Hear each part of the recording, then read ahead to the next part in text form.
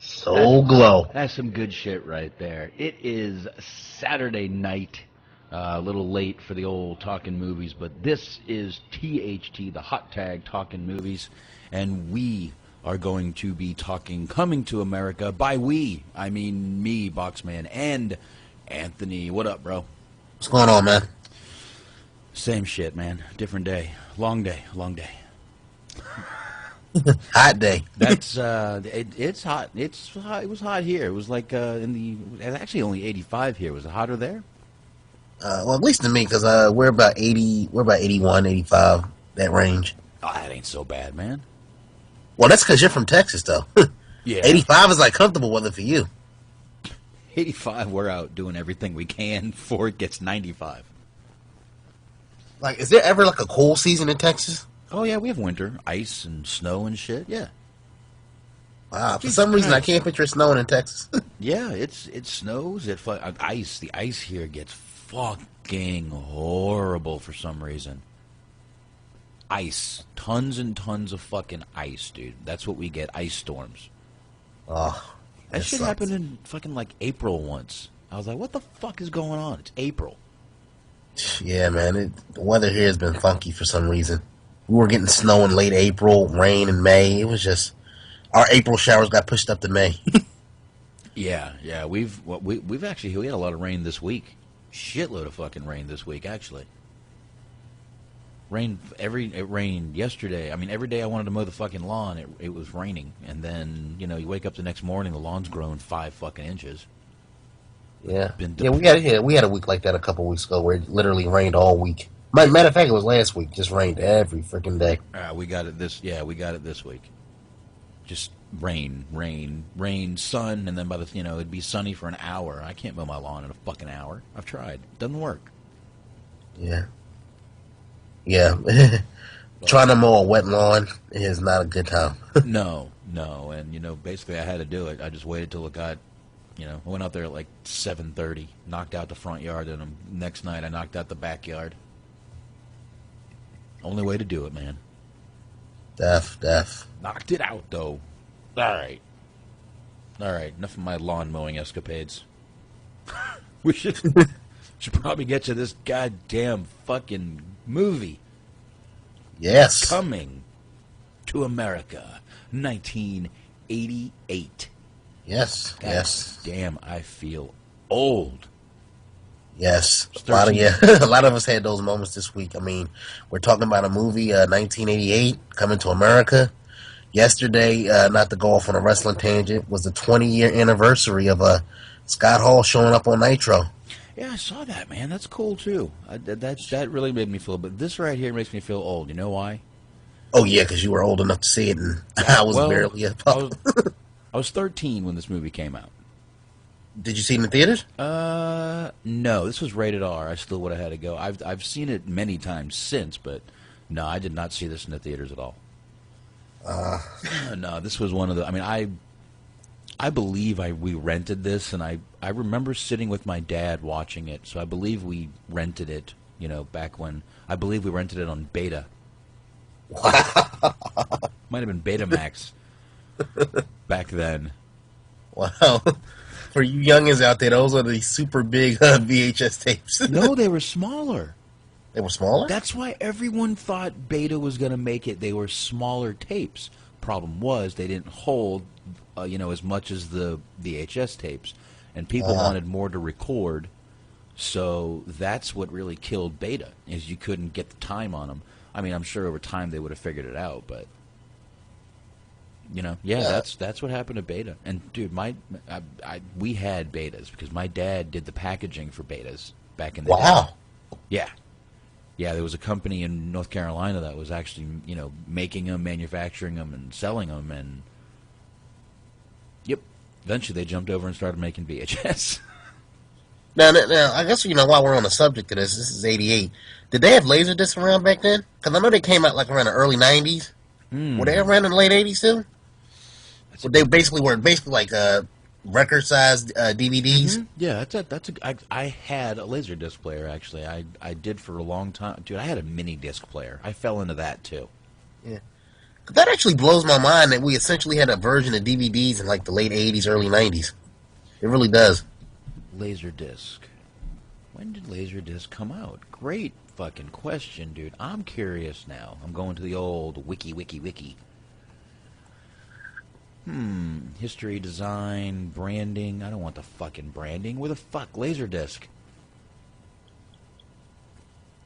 Talking about VHS and Betamax. Looks like it was actually first licensed, sold, and marketed as DiscoVision in 1978.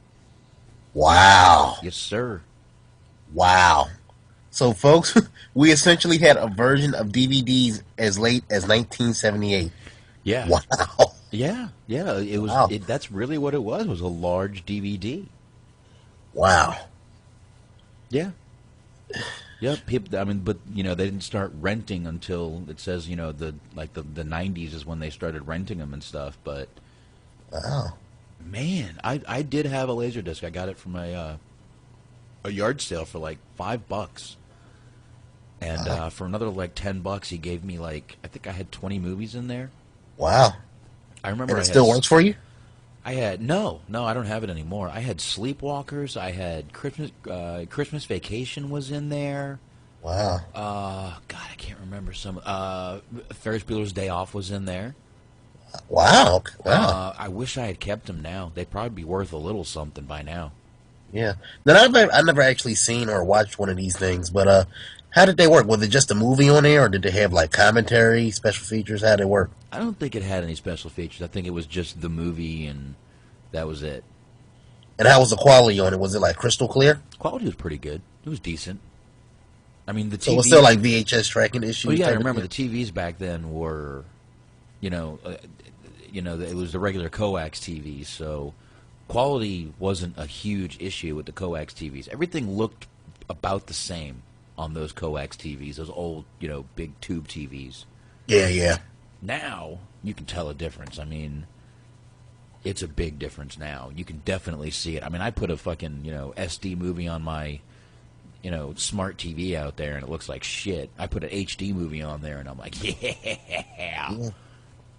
Yeah, I'm even noticing a difference because even though I guess I'm not that old, but I feel like I'm getting up there. Just the transition from VHS to DVD to now Blu-ray. You can trust me, folks. I mean, they say you can't notice. You can notice a difference. I think DVD and Blu-ray, you can definitely see a difference. Yeah. Yeah, you can. It's definitely crisper, clearer. The colors are a little more saturated. Yeah. I see. Even just playing like a standard DVD on your Blu-ray player improves the quality. Yeah. Yeah, definitely, man. It's definitely, you can see a difference now. It's the TVs, because like I said, on those old tube TVs, it was either grainy or this looks good. Yeah. There was no, this looks amazing. Yeah.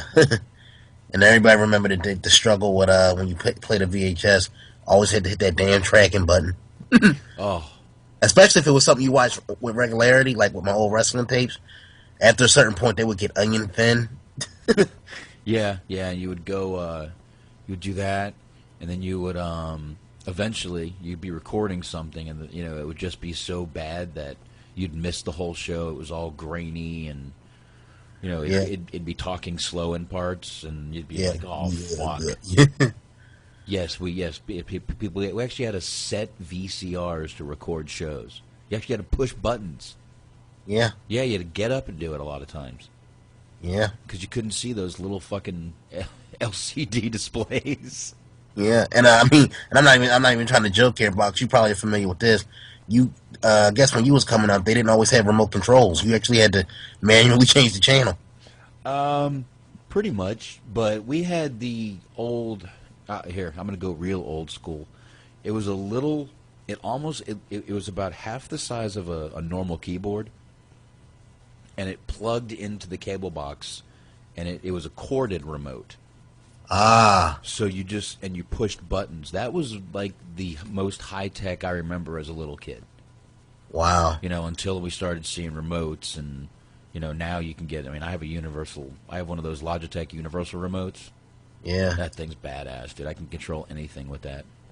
yeah. I mean, in a lot of ways, I don't regret the time that I came up in, but the kids coming up today, they got so many advantages that they don't even understand. Yeah. Oh, DVR. I know. My son was freaking out because he had no internet a few weeks ago, and I'm like, you have no clue of the struggles I went through. You want me to even... do you want to know struggles? Let me talk to you about cassette tapes, okay? Cassette tapes, all right? Yeah. I would want to listen to a song. I would go play the song. They would get grinded up in the damn tape player. I would take it out. Man, I would have to wind it with my finger. God forbid it broke. I'd be sitting there like a little elf trying to put the fucker back together with goddamn Scotch fucking tape. Yeah. You want to know struggle? No internet. Wah. Man, you taking me back, man. With this. I hadn't had many a tape ate up, man. It's like, oh yeah, you had to.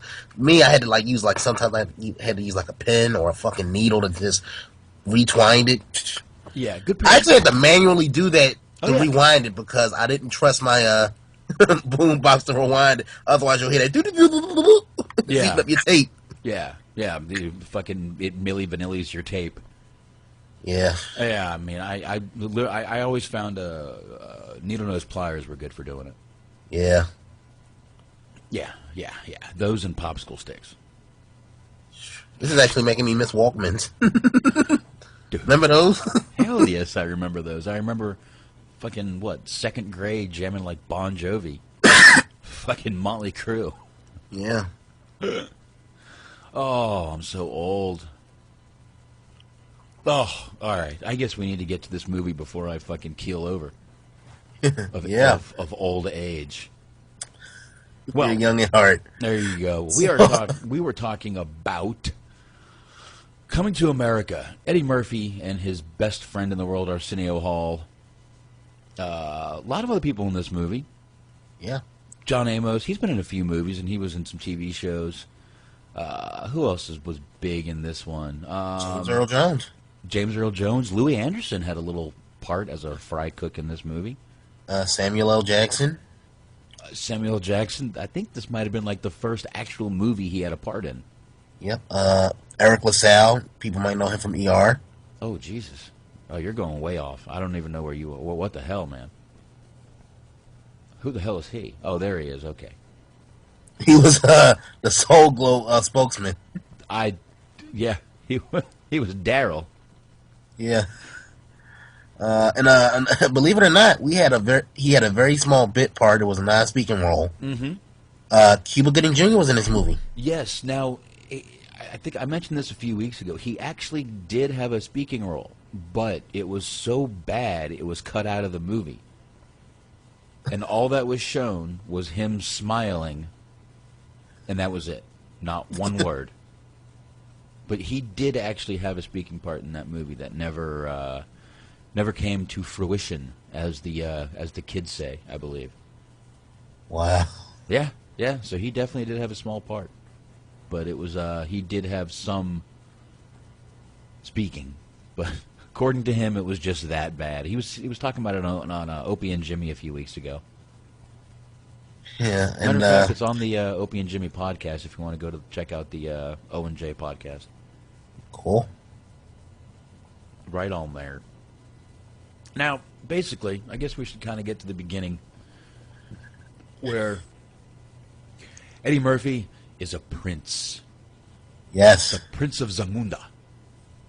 Zamunda, and he's a very pampered prince, I might say. Very. I mean, pampered. You It's want to not talk? even a word. I mean, You want to? I mean, please. When someone says this to you, The royal penis is clean, Your Highness. you know you're pampered. take notes, ladies. Take the royal penis is clean, Your Highness. I would like to hear that every morning. Yes. Yes. Yes. Hey. Hopefully she cleaned with her mouth. Yes. He had wipers. He had ass wipers. He had women that literally would throw roses at his feet as he took a single step. Yeah. People brushed his teeth. I mean, man. Yeah. It'd be fun. Yeah. I can do Honestly, this. watching this movie, it makes you kind of depressed about your life. Yeah. But I could definitely do this. I definitely could do this. Yeah. I could do Now, it. at the beginning of the movie, he's kind of like a tortured soul, because there's one point where he's having dinner, and I got to point this out. He's having dinner with his parents, and it's this really long ass table, to the point where they're calling each other back and forth because they can't even. That kind of money is ridiculous. Yeah, that's fuck you money. That's Virgil don't know about fuck. This is fuck you money. that's fuck you and your homies money. That's fuck everybody money right there. Yes. Now, the country we just mentioned, Zamunda, which is that is the name of it, right? Zamunda? Yeah, it's Zamunda. That actually, it's a fictional African country, but it was taken from a Richard Pryor routine where he referred to an African tribe as the Zamunda tribe, and of course Eddie Murphy, a giant Richard Pryor fan, decided to grab it and use it. Yes. So he did. Good for Eddie. But yeah, that was more obviously a tribute. He did as much as he could to help out Pryor. Yes, definitely. Yeah. So that's one little one. So, but he's being forced to be married. Yes. And it's not like Well, they're having a marriage. marriage. She wasn't that bad of a. I mean, I don't know. I might have. Yeah, and the woman he was going to be married to, Vanessa Bell Calloway, who, in my opinion, still looks a beautiful woman, still holds up very well. Really? Yes, very, very well. Nice. And then this might have been one of her first performances, I believe, as well. Wow. A lot of people, like I said, there's a lot of people that go unnoticed in this movie. I don't like Boxman. I don't know if you ever watched what's the show, Jamie Foxx show. No, I never watched that one. Well, one of the Flower Girls, what's her name? Garcelle Beavis. I might be saying her last name wrong. She's actually in this movie. She was basically Jamie Foxx's love interest on the show. The woman that he eventually wound up marrying on the show. Ah, all right. Yeah. So I guess, like I said, there's a lot of people that really kind of either had like small bit parts or even in some cases got their start in this movie. Ooh, look! I just found this on IMDb. Cuba Gooding Jr. shot a scene in which his character, a boy getting a haircut, tells Clarence that he doesn't have the money to pay for his haircut. Clarence, Cuba, responds by... Clarence the barber responds by cutting a chunk out of the boy's hair. But to Gooding's disappointment, the scene was deleted. So that was actually what happened in that scene. Yeah. Yeah, so he scalped him. Scalped them. Well, that's a lesson to you kids. Make sure you have some goddamn money when you go to the shop. Yeah. Let's see. It actually says Cuba and Vondi Curtis Hall. Another guy. Yeah. Both. This was their first on-screen appearance in film. So, look at that.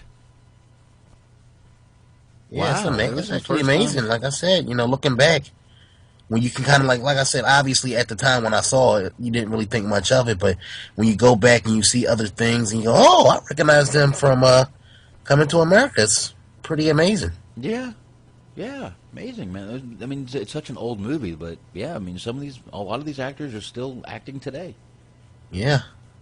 which they should be. It's Yeah. their fucking job. Get out there, people. Come on. Yes. And I don't know about you. One of the standouts of the movie for me was John Amos. Cleo McDowell. Cleo McDowell. The owner of McDowell. There we go. Jumping ahead a little bit. By the way, yeah, so he's being forced to be married, finds out the girl doesn't, he's not very interested in the girl, obviously wants to break tradition and goes to, where else? Queens, New York. Yes. Which I'm not fucking sure why, but anyway, it just fit the movie well. So anyway, and you know, we have failed to mention Eddie Murphy and Arsenio Hall play multiple characters in this movie, most in the barbershop, and when they're doing the little scene with where they're meeting the women, Yeah. in the bar, when Arsenio's hitting on himself in the bar. It's hilarious. That's freaking amazing.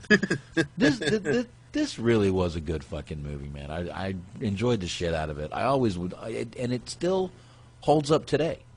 Yeah, it really does. I mean, you know, I've said it before and I'll say it again.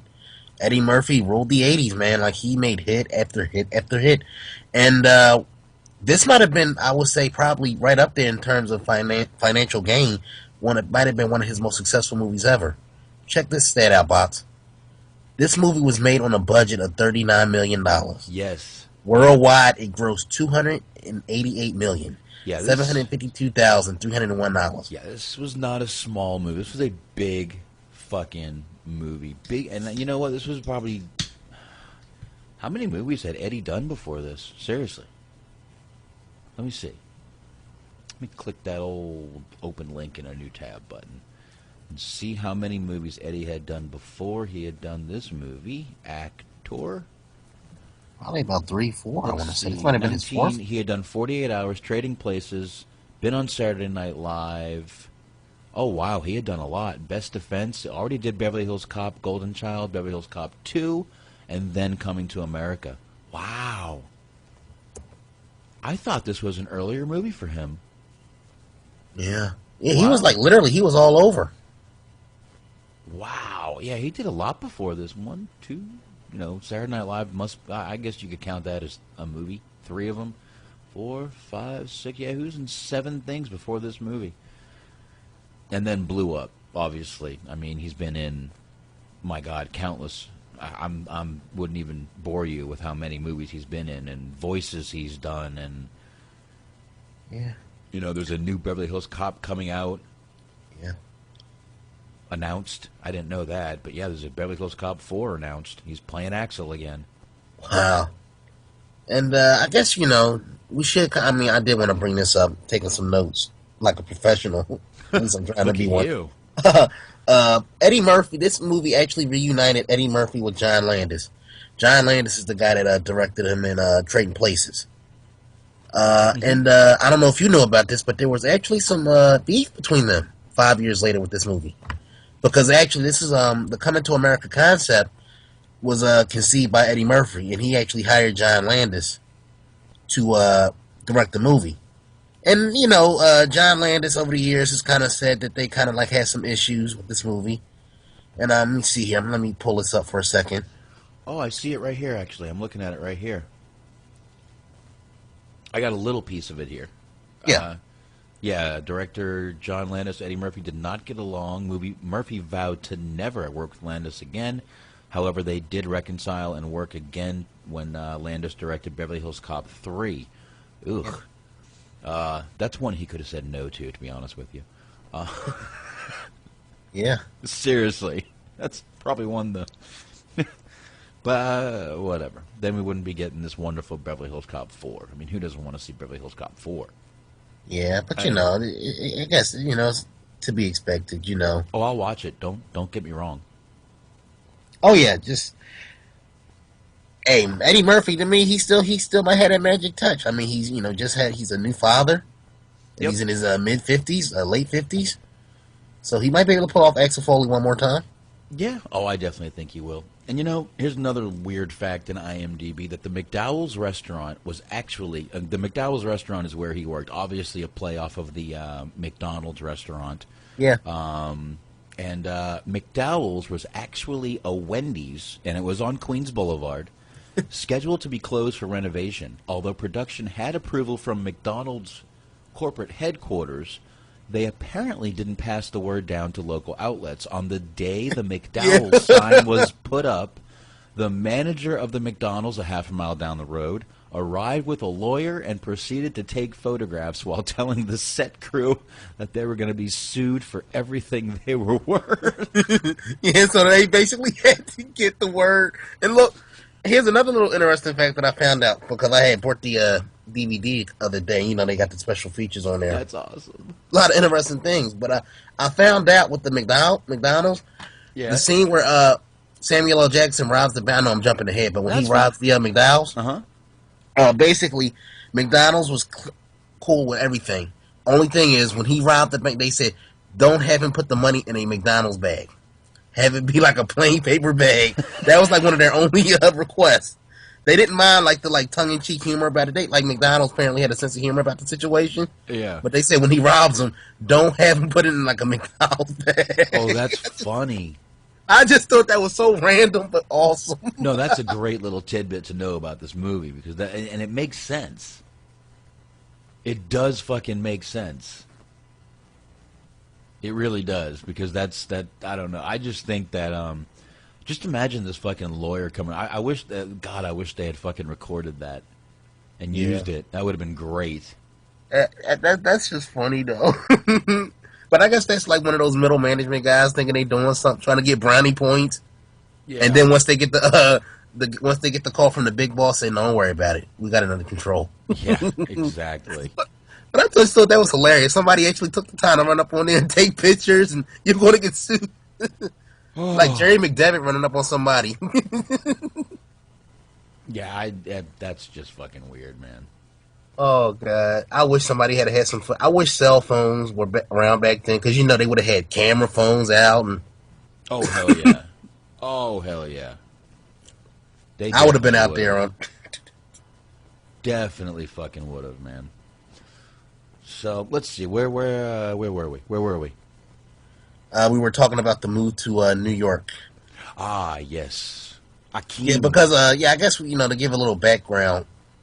He had basically approached his father and said he wanted to explore his options, and the father took that as he wanted to, quote, sow his royal oats. So he sends him to New York. That's right. And, of course, he also tells him... Girl, I ought to put you on the plate. Wrong one. Talk about this, but I always assumed that you had sex with your betas. I know I do. It's not... Yes. Yes. And the funny thing, like I said, this is just me once again. The brilliance of Eddie Murphy when he was giving his father the speech about, for once I just want to bathe myself. Clean. No, I'm sorry. He said I want to just brush my own teeth, go to the bathroom by myself. Yeah. The bathe. No, actually I prefer the bathing. So he was cool with everything else, but he said, "Let me just keep the bathing, but let me do everything else by myself." Yeah, I'll take the bath. The bath. Goddammit. Shit. Let's see. That's one of those, like I said, nobody else might pick up on, but that to me, I cracked up every time I see that scene. Yeah, yeah. That there's a lot of really fun. Like I said, that movie still holds up today, and I still laugh at tons of scenes in this fucking movie. Tons of them. And let's see. Eddie Murphy plays Akeem Joffer. Can't pronounce that fucking name. And Arsenio plays his what should we call him? Loyal servant, Simi. Yep. His loyal. Yeah, that's a good way of putting it. I wasn't sure how to put that to be PC or nice or whatever. Loyal servant. I like that. Loyal servant. Or I guess in case the PC police is, let's just call him his royal sidekick. That works. There we go. There we go. That's pretty much what he is anyway in most of Eddie's movies. Yeah, and let me see. James Earl Jones plays King Jaffer. Yeah, James Earl Jones. Let's face it, James Earl Jones is amazing in any movie he's in. Yes, another tidbit. He actually originally wanted to be the father of the movie. Yeah, he actually had to be talking to being the king. That really would not have been the same movie. It really wouldn't have been. This would not have been the same movie if the roles were reversed. Yeah, definitely. Just because, like, James Earl Jones, like, he he has like that distinct voice that really kind of pulled off that kind of can pull off like a role of royalty like this. He's got the voice of a king. Yeah. Which is why when you were watching fucking Lion King, you believe it again. Yeah. That's it. See? Yeah. And let me see here. Eddie Murphy's mother in the movie Madge Sinclair is played by Queen Ayalan. I don't know if I'm saying that correctly. Rest in peace to her. She actually passed away in 1995. Yeah. Wow. Wow. She was an older one. But another funny. I'm going to jump way ahead in this and go to something that they reference in this movie when him and Lisa are walking. After I know where you're going with this. Oh yeah, he gives a bunch of money to some guys. Those guys were actually the Duke brothers from Trading Places. Yes, and a lot of people didn't like pick up on that, and I'm like, how the fuck did you not pick up on that? And this proved to me that John Landis in 1988 had better continuity than WWE has today.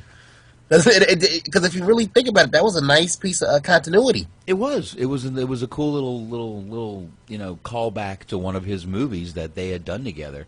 But yeah, I didn't mean to jump ahead, but I didn't want to forget to mention that scene. Yeah. So we can go back to it when we get to it. Yeah. But I just didn't. Al want Bellamy to and Donna Machi. Rest in peace to both of those gentlemen. Yeah. But anyway, he goes out, he meets Lisa. Played by Cheryl Headley. Yep, at the McDowell's. Sherry Headley, I'm sorry. I still want to call it McDonald's, but it's McDowell's. Yes. And they end up, she doesn't like him because she's in love with Daryl, the Soul Glow man. The Soul Glow guy. And we should point out that once he made the move to New York, Eddie Murphy's character wanted to acclimate himself to the culture, and he basically renounced all his royal heritage, much to the dismay of Arsenio Hall's character, Sammy. Like, Sammy was pissed off. I love when Arsenio makes the room all nice and shit, and he gets the money and makes the room all pretty, and he comes down, and the manager comes up and goes, "Oh, y'all can take my room. It's a real shithole." Because we need a fucked up room. That'd be perfect. Bro, it was fucked up because he had brought Lisa back. He had basically gave her this sob story about, it's very poor. And he opens the door first thing he sees is a hot tub. Hey, yes. Don't forget, he was a lonely sheep herder. Oh, God. That's what he said. He was a lonely sheep herder in order to keep his rich prince identity. But when they go to the what was it? The basketball game. Yeah. And he goes to the bathroom and the guy is bowing to him in the bathroom. Why is he bowing to you? Oh, I don't know. I just met him in the bathroom. Yeah. And he's bowing to you? Jesus Christ. You must suck a mean dick. Jesus Christ. Yeah. But yeah, Eddie, in that scene that we just referenced with the hot tub, he was better than me. Because if I had something all lined up, because it was a good possibility that some things would have happened. And you kind of you throwing salt in the game. I would have choked the shit out of him if he had fucked it up for me at that moment. Yeah. Now, who played Lisa? Not Lisa. Lisa's sister in the movie. That's a good question. Allison Dean. Okay. That's her real name. I can't remember her name in the movie. Yeah. That's what I wanted to know. Yeah, she was pretty hot back then, dude. Yeah. Yeah, she was trying to get her some of Akeem. Yes. Akeem wasn't having it though. He wanted all that Lisa. All that fucking Lisa. But I don't know. I there's so many. God damn, how many more scenes in this movie can I think of? How can we forget? I actually wanted to bring this up. Paul Bates. He was what was his name in the movie? He was one of the servants. He was at the wedding. He sang the "She's Your Queen to Be." Yeah. Sing it, and actually, that's how he got his part. That was not actually a line that was written in the original script. Mm-hmm. When he did his audition, he improvised that line. Wow. That's good. They say, "Hey, you got the part." And because if you really think about it, it's a small part, but it's like it made the scene. He took like a little indiscriminate part and made it special, and made it unique. So here's something. That's awesome. Here's something. The instrumental song that we heard while Prince Akeem is having his royal penis cleaned was sampled into "That's the Shit," performed by Snoop Dogg and R. Kelly in 2006. That's awesome. Oh, Snoop Dogg's a bad motherfucker, dude. I love him. Yeah. That's awesome. Oh, God. That's funny. And Jesus Christ, Louis Anderson's character, Maurice, has a monologue at the McDowell's restaurant, the one about the manager stuff, later be referenced in a 2005 song, Gold Digger, from Kanye West. That's, wow. Man, there's a lot of fucking people that were turning this movie into getting some samples off of it. Yeah, and I guess, let me see. Another interesting factoid about this flick, it was the subject of a 1990 lawsuit. I don't know if you know about this one. No, please enlighten me on that. Okay, the film was the subject of the Buchwald versus Paramount civil suit, which was the humorist Art Buchwald filed in 1990 against the film's producers on the grounds that the film's idea was stolen from his 1982 script treatment about a rich, despotic African who comes to America for a state visit. Paramount had optioned the treatment from Buchwald, and John Landis was attached as director and Eddie Murphy as the lead. But after 2 years of development hell, Paramount abandoned the project in March 1985. In 1987, Paramount began working on Coming to America based on a story by Eddie Murphy. Buchwald won the breach of contract action, and the court ordered monetary damages. The parties later settled the case out of court prior to an appeal going to trial. Landis said Buchwald's case was without merit, going on to state, and this is a direct quote from John Landis, "I preface this by saying that I don't know Art Buchwald, and I have nothing against him. I should point out that for all of the media attention to that case, no one ever mentions Barry Ballstein and David Sheffield, the men who actually wrote the script. Every movie I have been involved with that was a big hit had people suing the studio saying it was their idea. We live in a very litigious society. Mind you, this was in the early 90s. Go figure. We've come far." People say that their lawsuit had no merit, yet it says they settled out of court. Yeah, you know it. To continue this quick quote, he says, "You can sue anybody for anything here. It received much press attention because it was Art Buchwald. He is an old East Coast media darling. The other lawsuits came from less famous people. I remember on Animal House there were 4 or 5 lawsuits, and Universal just settled them, as that was cheaper than fighting and even prevailing. Art Buchwald is not only East Coast, he's also a newspaperman. The press is going to take his side. The irony of that case is that the only people that his lawsuit benefited were Eddie Murphy and me because they forced Paramount to open their books." Shit, Art Buchwald was a fucking internet darling back then, huh? Wow. He was Daniel Bryan back in the day. But that was a nice pickup right there. The case had no merit, but they had to settle out of court. I love when people say that. Case had absolutely no merit. We settled out of court. Well, if they had no merit, why did you settle, dipshit? Well, I guess to be fair, a lot of times these big studios and big corporations, rather than fight a case and drag it out and wind up spending more money in the long run, it's easier just to settle. But I'm one of those people, if you know you're right, fight it. Ride it to the end. Yeah. I agree, but people are, fucking, it's Hollywood, whatever. By the way, can we go ahead and just say right now, Arsenio Hall as the old preacher was amazing. Yes. Absolutely, here, one line right here. Girl, you look so good, somebody ought to put you on a plate and sop you up with a biscuit. Put you on a plate and sop you up with a biscuit. Yep. And that role was actually inspired by Al Sharpton.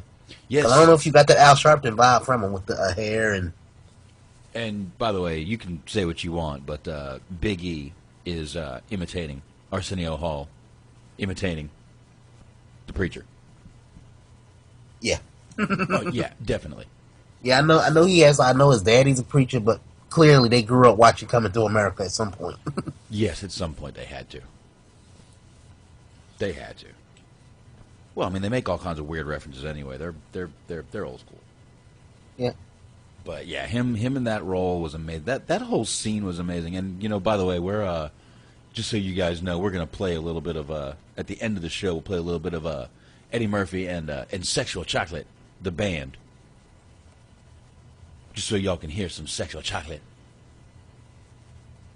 Sexual Chocolate. That's right. Like I said before the show, man, I'm still wondering if that's where Mark Henry got his name.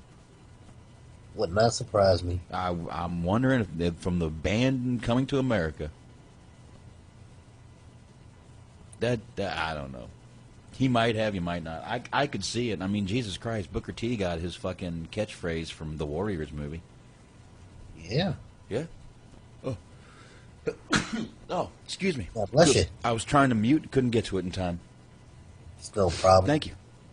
Here's another random factoid about the flick. Paramount canceled press screenings of the film after initial negative reactions to a press screening in New York. In New York? Bro, New York loves movies about that. Hey, it's fucking New York. Yeah.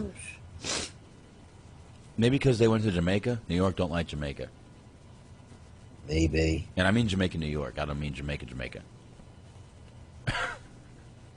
All right, I guess we should get back to this movie. You know, we were talking about Samuel L. Jackson. I actually have the clip of that part he was in. Oh, yes, we have to play that classic scene. Classic scene sampled by Eazy-E back in the day on the song Nobody Move, by the way. If you remember that song. Yes. He did sample this part. Anybody move, I'll blow your fucking head off. What are you looking at, buddy?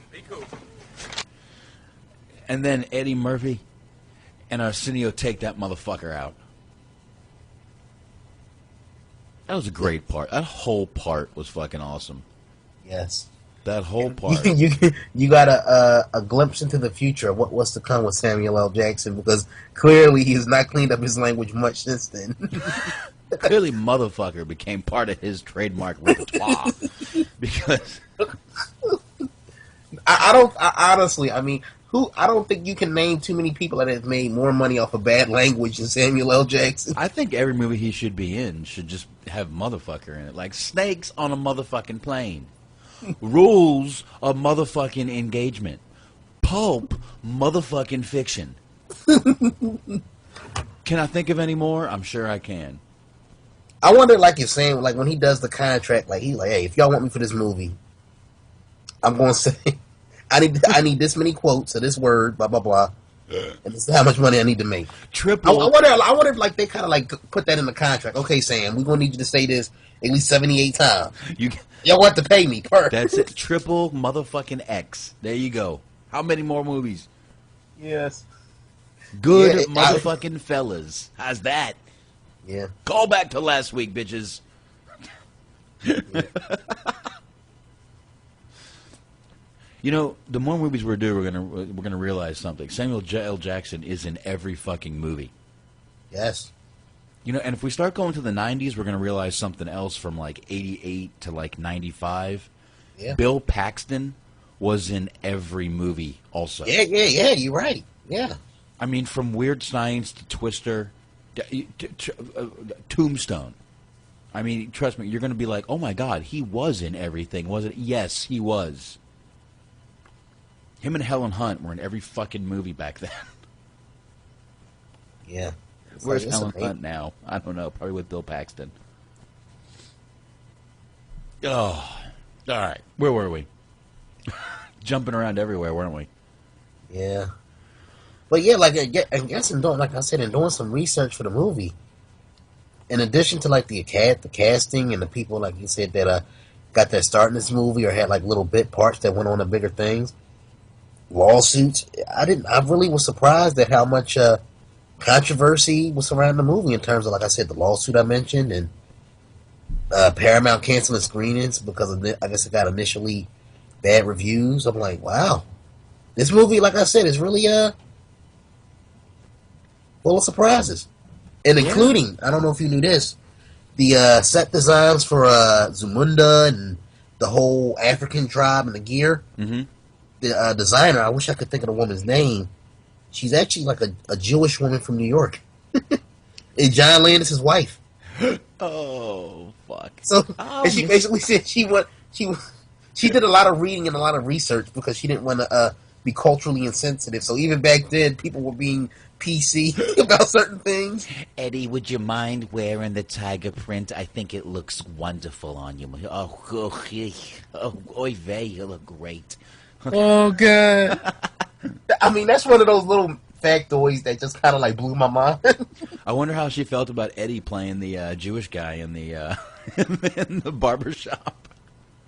Oh, God. Hey, that's another one. Yeah. That honestly blew my mind, man. I thought that was I was telling you before we went on air that he may not be the very best impressionist, but he's up there because whenever Eddie Murphy plays a different character, he really kind of throws himself into the character. Because, a lot of times, whether it's Martin or some people that played like multiple characters, they basically are playing themselves in makeup.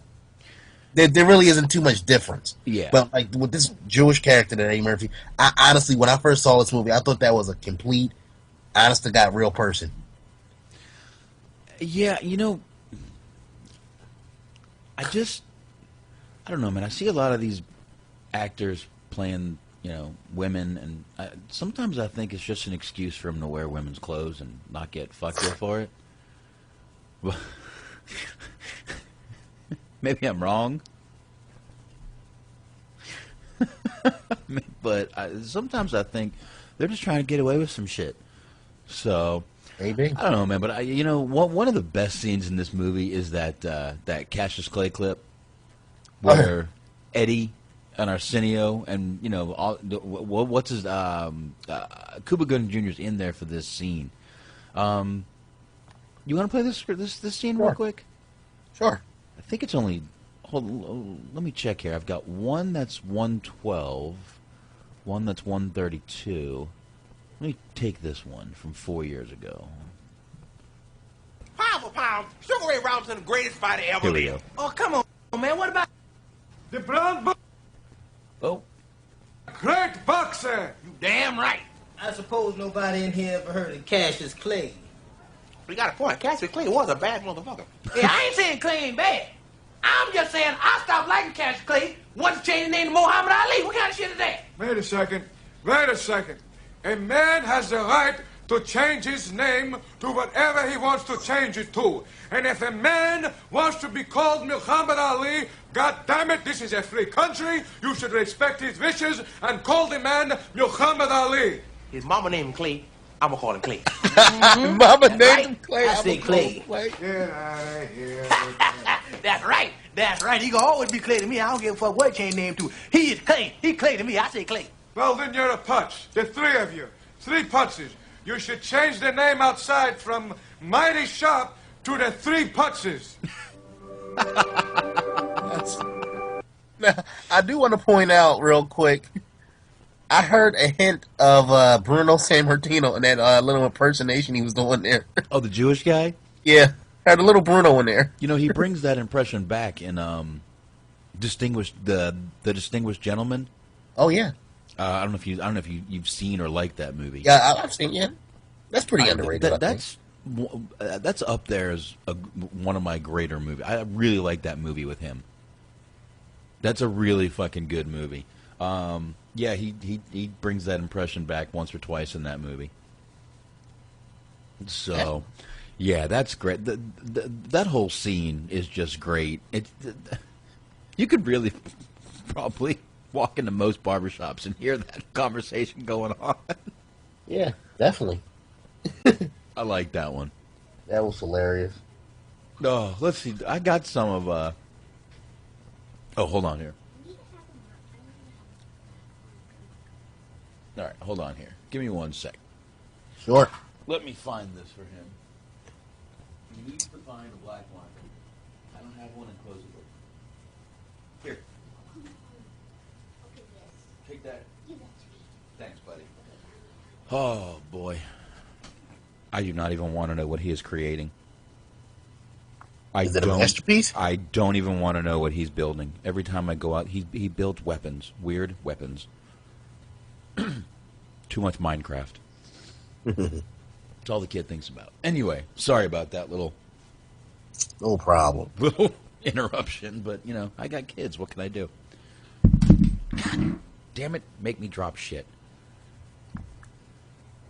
Okay, there we go. All right, now, where were we? Now I'm all flustered. We were talking about the barbershop scene. Oh, yeah, the catch. Like I said, you could probably walk into most barbershops and hear somebody talking about that shit. That's some funny shit. Definitely. That is some funny shit. You know, well, it's just...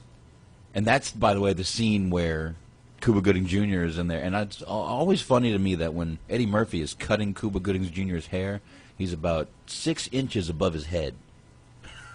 Just the scissors are going. Yeah.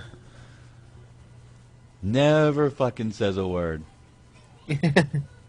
Never. Can't believe. And it's funny, like it's almost funny because you know we were talking earlier how his scene got cut because it came off horribly. Yeah. 10 years later, the guy that pulled off the horrible line actually wins a freaking Oscar. Go figure. He must have learned something in those. He must have learned something from that experience. Yeah, he must have.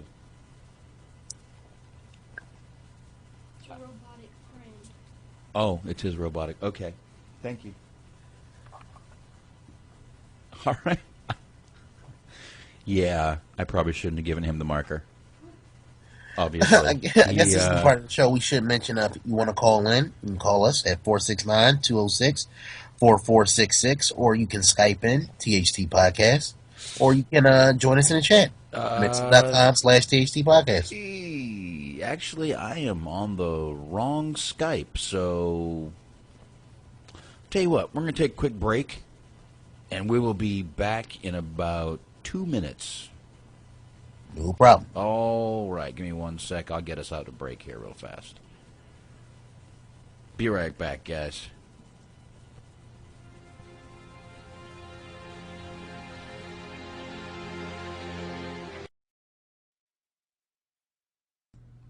All right, and we're back. Sorry about that. I forgot I was on the wrong Skype. So, now if you want to call in, Skype in THT, or call 469-206-4466. Sorry about that. Okay. Now, Anthony, you were saying. A theme throughout the movie, Eddie Murphy's character works for the McDowells. Mm-hmm. And obviously he develops a crush on his daughter, Lisa. But Lisa's involved with the Soul Glow plant. And the father, I won't say he didn't like Eddie Murphy's character, but he kind of treats him like the help. He kind of treats him like a non-entity. Until he finds out that he's a prince. Who, in his word, the man has his own money. That's one of my favorite. Literally. He's on the money. Yes, and it looks like we have a call. We got hey, Doug, what's going on, man? Hey, guys, how you doing? Oh, we're doing, man. We what's going on, Doug? A little later than usual today, but I had some issues I had to handle, so. But I'll tell you, I'm glad that you guys are doing one of the Eddie Murphy movies, because I'll tell you, for the longest time, going through the 80s and, when Eddie Murphy actually had good movies, this and especially like the Beverly Hills Cop movies, these were being played a lot in my house. Mm-hmm. Yeah. Like, my dad was a huge Eddie Murphy fan. Mm-hmm. Right. And it got to the point to where, like, certain movies, I don't know if Coming to America was one of the movies, but there were certain lines in certain Eddie Murphy movies that my dad knew by heart. He had to have some Trading Places in there. Yeah, well, the Trading Places is another one that, we watched constantly when I was a kid. I love that movie. I do. That's where I've got like 3 clips on here from that movie. Yeah. Yeah. I mean, that you was crying like a pussy comes directly from Trading Places. Directly from that movie where he was in prison. That whole scene. I love that whole movie, man. Well, you know what? We're going to have to do that one night too, because that movie's amazing. Yeah, that's definitely on the itinerary. I mean, like I said, man, there's so many. Eddie Murphy to me in the 80s, early 90s. I'll give him up to like the early to mid 90s was to me the king of comedy in terms of like movies, man. He can't do no wrong in my eyes. He would, and you know what? You can't blame the guy. He got a contract with Disney. Disney wants you to keep obviously your nose clean. Yeah, but I mean, I wouldn't say the movies he's making now are absolutely total shit. They're not great. They're not what he used to make. But shit, we got a fucking another Beverly Hills Cop coming out. What more do you want from the guy? I don't know. I am an Eddie Murphy fan. I even like Metro, that movie he did with Michael Rappaport. Yeah, I liked it. I like that movie. I mean, there's movies of it. I mean, and let's not forget the guy probably made a hell of a living off those Shrek movies, dude. Oh shit! I mean, God, let's be. I mean, honestly, one Shrek movie is probably equal 3 or 4 Eddie Murphy movies from the '80s. Yeah. One Shrek movie. Absolutely, money wise, oh dude, yeah. he's yeah. You know what? You tell him he's fucking doing shitty movies, he's laughing all the way to the fucking bank. When he looks at his account, he don't care how shitty it is. Yeah, if you bitching to Eddie Murphy, you know what he gonna hit you with? I'm sorry, like, I used to do that a lot as a kid to laugh. If you guys ever review the Beverly Hills Cop movies, I swear to God, I can, just like my dad does, I can rehearse, like, especially Beverly Hills Cop 2, because that's one of my all-time favorites. Yeah. Yeah. And Beverly Hills Cop 1, I swear, this is, one of these days I'm going to do this, and I'm probably going to get fired from my job for doing this because I work outside. Don't get fired, man. Yeah, well, that's why I haven't done it yet, because everybody knows how much I like the movie. But you know the scene in Beverly Hills Cop where he puts the banana in the tailpipe? Yeah. Every time a car almost fucking runs me over, well, when I first started working at Target, that's what I did, was I would go in there and I would grab a thing of bananas, and I would ask somebody, I'm like, can I requisition these? And anybody that got to know me at work knows how much I like Beverly Hills Cop, and they're like, no, we know what you're going to do. You mean you're not going to fall for the banana in the tailpipe? Yeah. You've been hanging out with this dude too long, man. All right. So I'm like, look, we don't have to requisition. I'll pay for them out of pocket. They're like, no, because we'll have you on camera and you're admitting to us that this is what you're going to do. I'm like, all right, well then, forget what I said. So you like the second Beverly Hills Cop better than the first? Well, the thing is I've seen the second Beverly Hills Cop more than the first one. I mean, first of all, you can never really beat the original. True. Yeah, you can. But I think Beverly Hills Cop 2. Here's the reason why I like that movie better. Is because Billy Rosewood, obviously played by Judge Reinhold, he really comes out of. I think he really comes out of his shell, like in the second movie. Like he's a lot more goofier and crazier. Right. Yeah, Axel rubbed off on him, definitely. Listen, I love the second one. I mean, and in people are, the sequel's never just as good. I think the second one was definitely up there with the first one. I mean, storyline wise, it was actually a little bit better. Yeah. I know I'm kind of breaking out wrestling terms here. Okay, plot wise, how's that? Yeah, I mean, I'll agree with that, because, I mean, honestly, I think the first one, and once again, the first one is a classic. I'm not going to take anything away from it. But it was more or less Eddie Murphy riffing on people, riffing on different things and circumstances. Yeah. Yeah, the second one, he was like but I like this. Look, the second one had fucking, Bridget Nielsen, who was, at that time, hot as hell, and Stallone's wife at that time. That's right, that pussy back when it was good shit, I don't know where you guys stand, but I actually think the third one is underappreciated. I really enjoyed the third Beverly Hills Cop. I'll admit, I watched the third one last night. I won't lie. I did watch the third one last night. I hate that the his boss dies in it. Yeah. Because there's no way he's going to be in it. Yeah, that was horrible, because you're like, damn, if there's another one, he ain't going to be in it. But the third one was ridiculous, yes, but it was, I've already admitted how much I like some stupid movies. Yeah. So you know how it was to me. I didn't mind it. I actually had fun watching it. And like I said, I watched it last night. It was on cable, and it was late, and I didn't feel like watching any more Flashpoint, which I'm almost done with. And I just turned it was on, so I said, "Fuck it, I'll watch it." It was like 8 minutes into it. It was right. I actually turned it on right when he was dying, and the guy was at. What, you want a coffee break? Okay, go get his ass. Yeah, I mean, I guess that's one of those things where they had pretty much ran through every conceivable like plot twist in the first two, and I guess in order to get a third movie, I guess they had to give Axel some type of motivation to really want to go after the bad guys, and it was fucked up because like I like the dynamic between him and his boss. Like the boss was a hard ass, but he still he kind of looked at Axel like I guess like a son, his little badass son that he just wanted to smack the shit out of sometime, but he loved him nonetheless. So it was kind of sad seeing him die like that because that was like you kind of broke a character arc that won't be able to be continued once they bring this new one back. Oh, he was a good cop, and that's how the guy looked at him, like a good cop.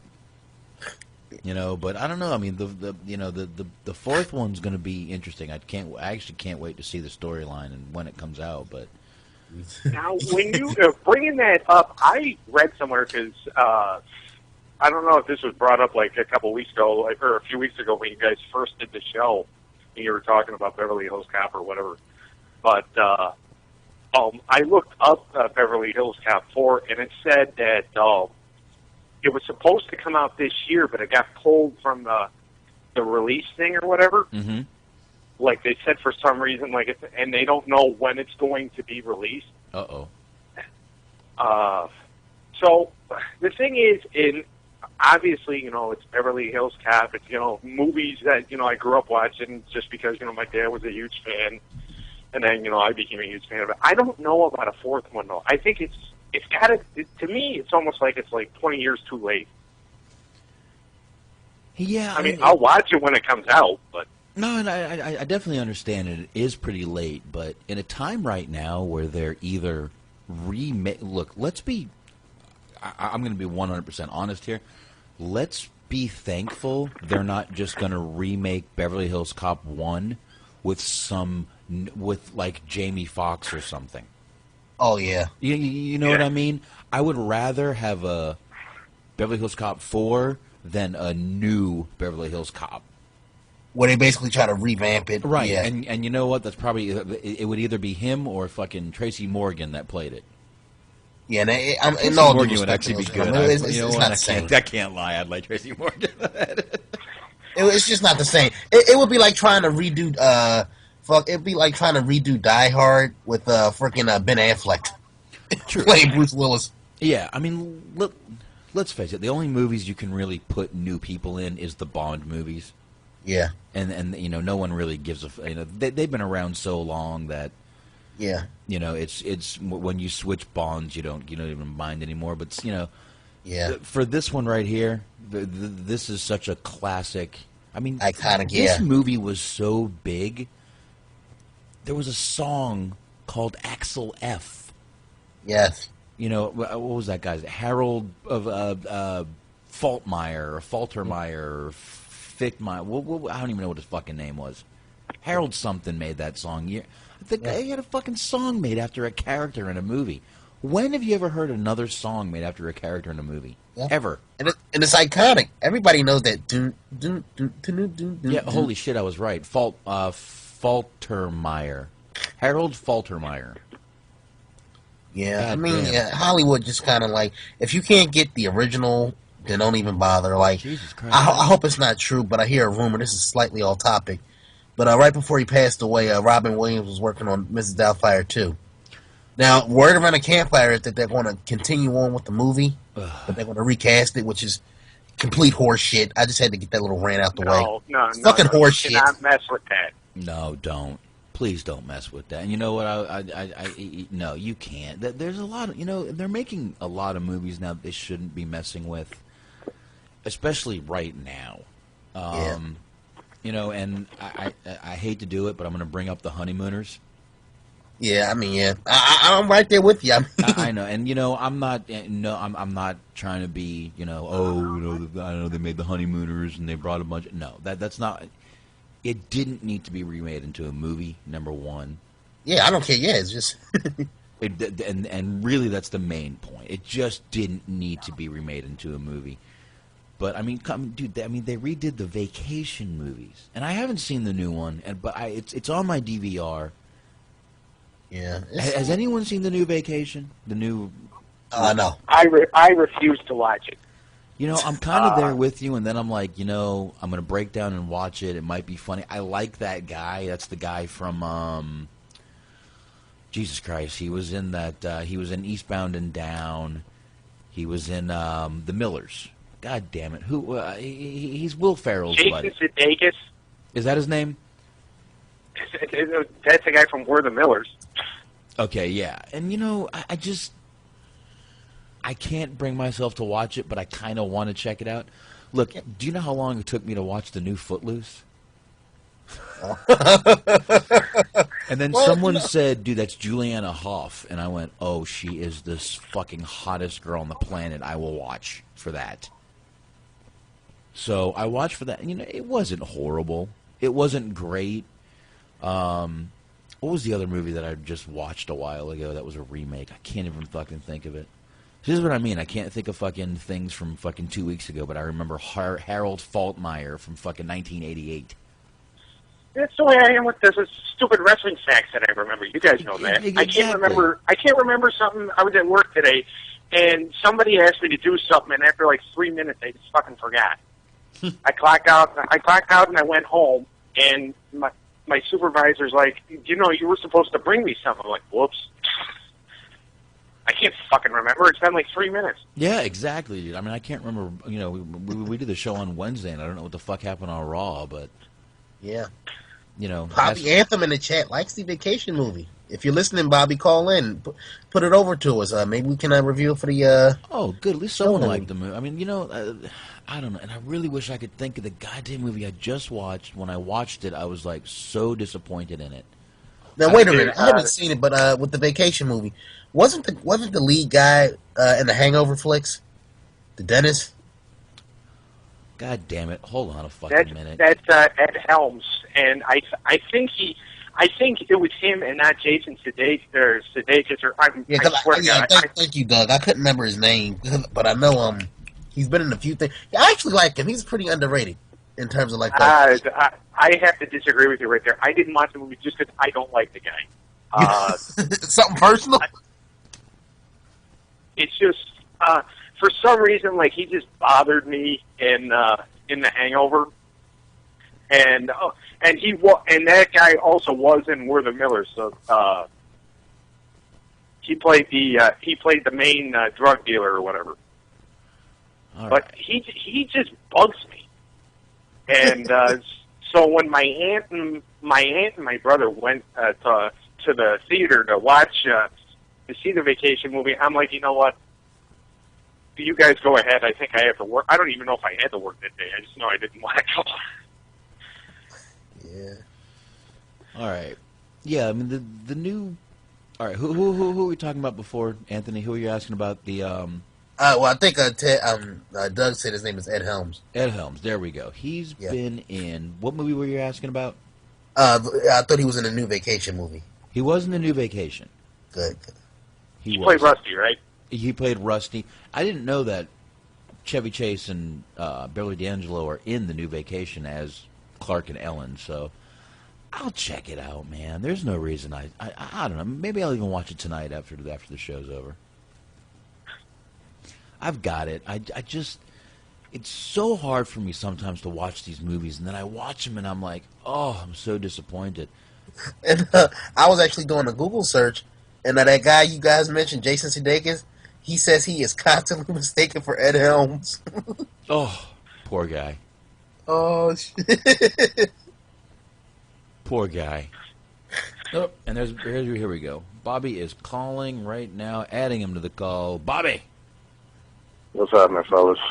What's going on, man? So you have seen and enjoyed the new Vacation, huh?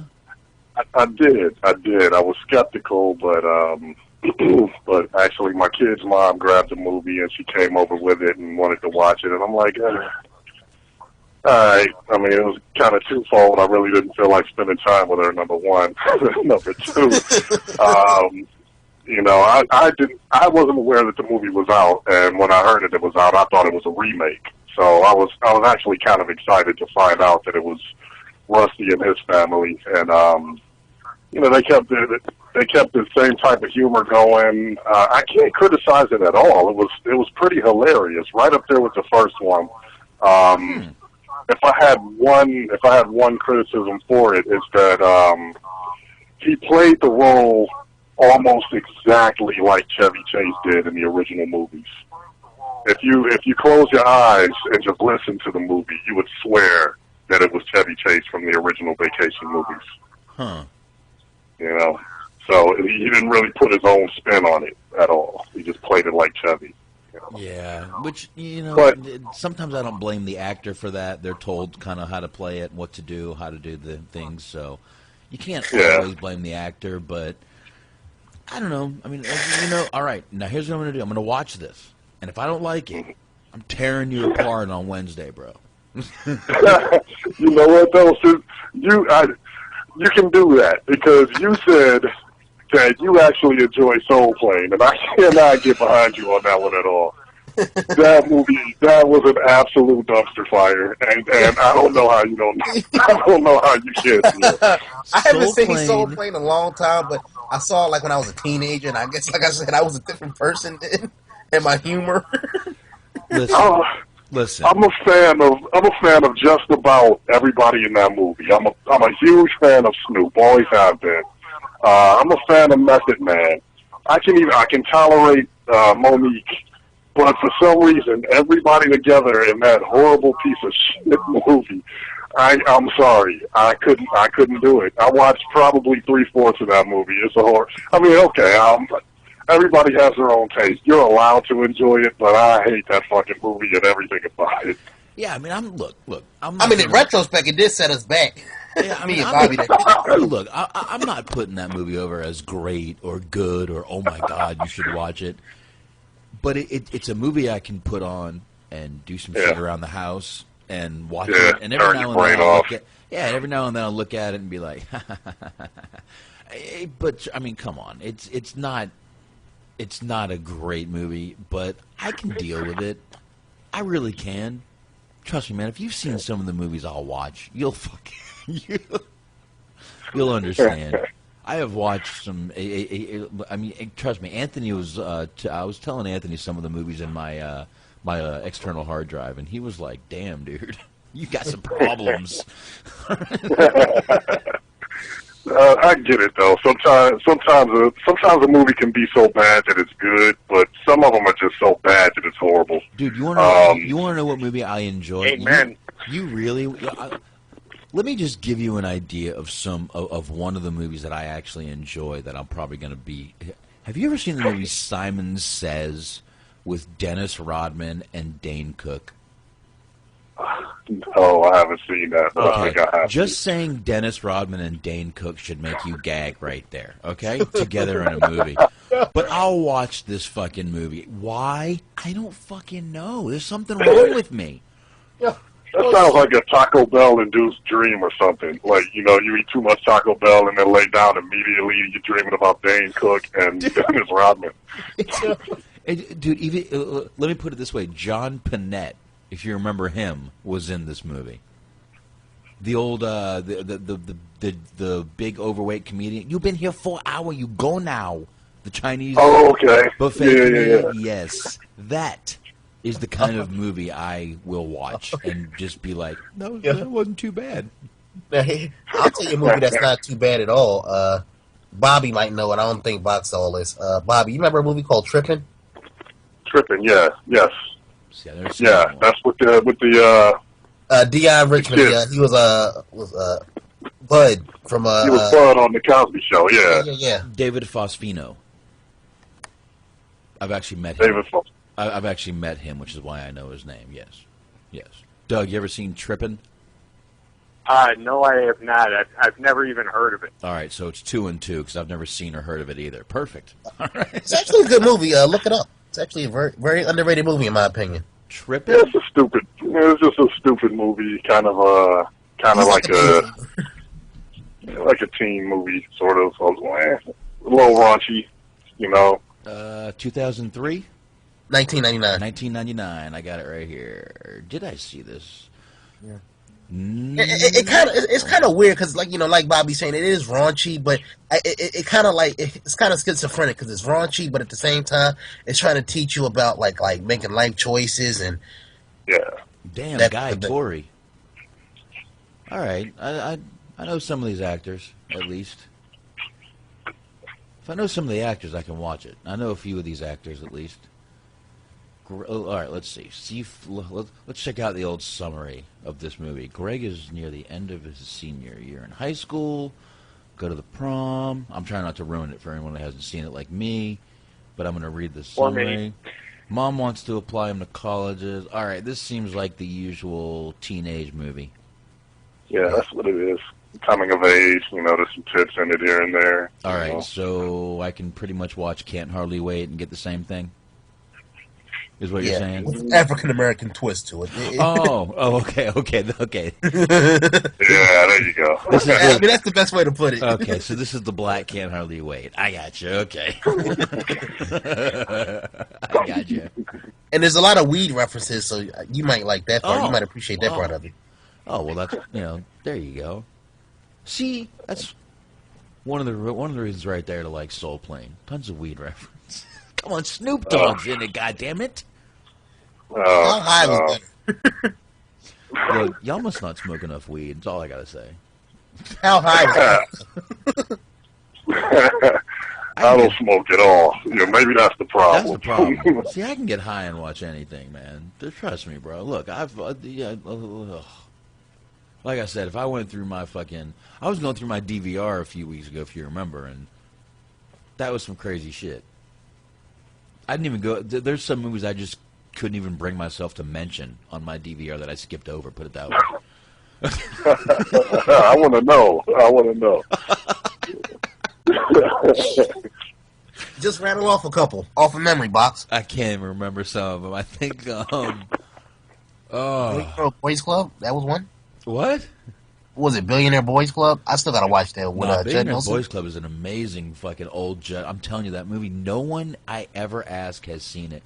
One night we're going to do obscure Judd Nelson movies, and we're going to do Billionaire Boys Club and Making the Grade and From the Hip. I bet no one's heard. I'm down for that, man. Because Judd Nelson, to me, he's criminally underrated. I agree. I completely agree. And these three movies, like I said, Making the Grade, I've talked about. It's got him. And it's got Gordon Jump from WKRP in Cincinnati and Andrew Dice Clay, if that tells you anything about the movie. If that tells you anything about the movie at all. From the Hip. Have you ever seen From the Hip? I haven't seen it. David Alan Grier is in this movie. And Judd Nelson. And John Hurt. I don't know if anyone knows who John Hurt is. Well, he's a dad in Home Alone. Is he in Home Alone? John, is it Herd? I think H-E-R-D?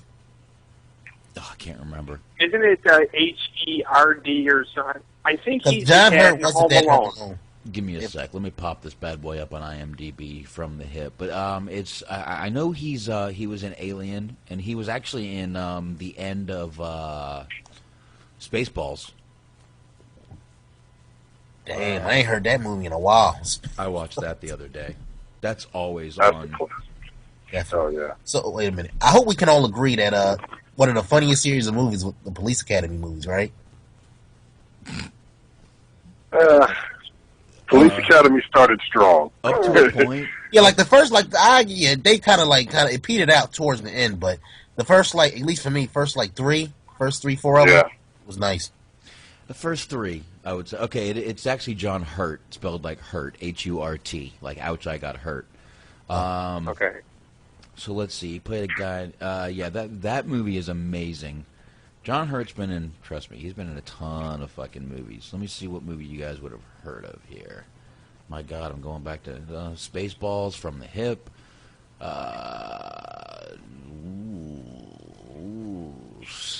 Scandal. Let's see. I've seen that one. I've seen. Oh my God, I can't even. Oh my God, this guy's been in too many fucking movies for me to even go through. He was in a Hellboy in 2004. Yeah. But if you remember the end of Spaceballs when the creature came out of the guy's stomach, that was John Hurt. So, So he's in this movie. And what was the third one I said? We said Making the Grade, From the Hip. God damn it, I forgot the third one. See what happens? Yeah. See? God damn it. Smoke weed every day. There it is. There it is. Now, while it's on my mind, fellas, this is a movie that I think gets overlooked a lot. Maybe it's because it was such a departure from the Home Alone flicks. But any of you remember a movie called The Good Son with Macaulay Culkin? Yeah, isn't that where he plays the demented cousin or something? Or Yeah. That's a movie I actually want to review on the show one day. I haven't seen it in a little while, but that was actually, in my opinion, very underrated. It gets overlooked. I saw Home Alone 2 today. Before I left from my dad's place, I was watching Home Alone 2. Yeah.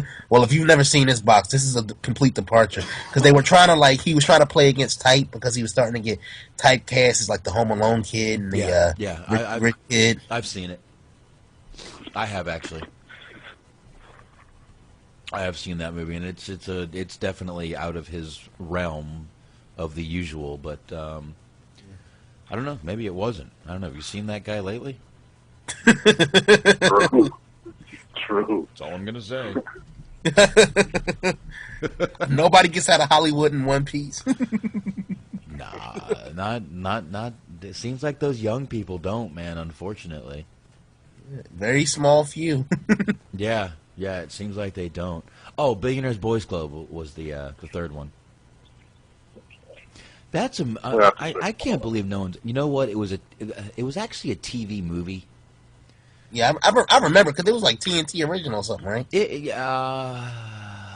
I'm not sure what channel, but it was a definite TV movie.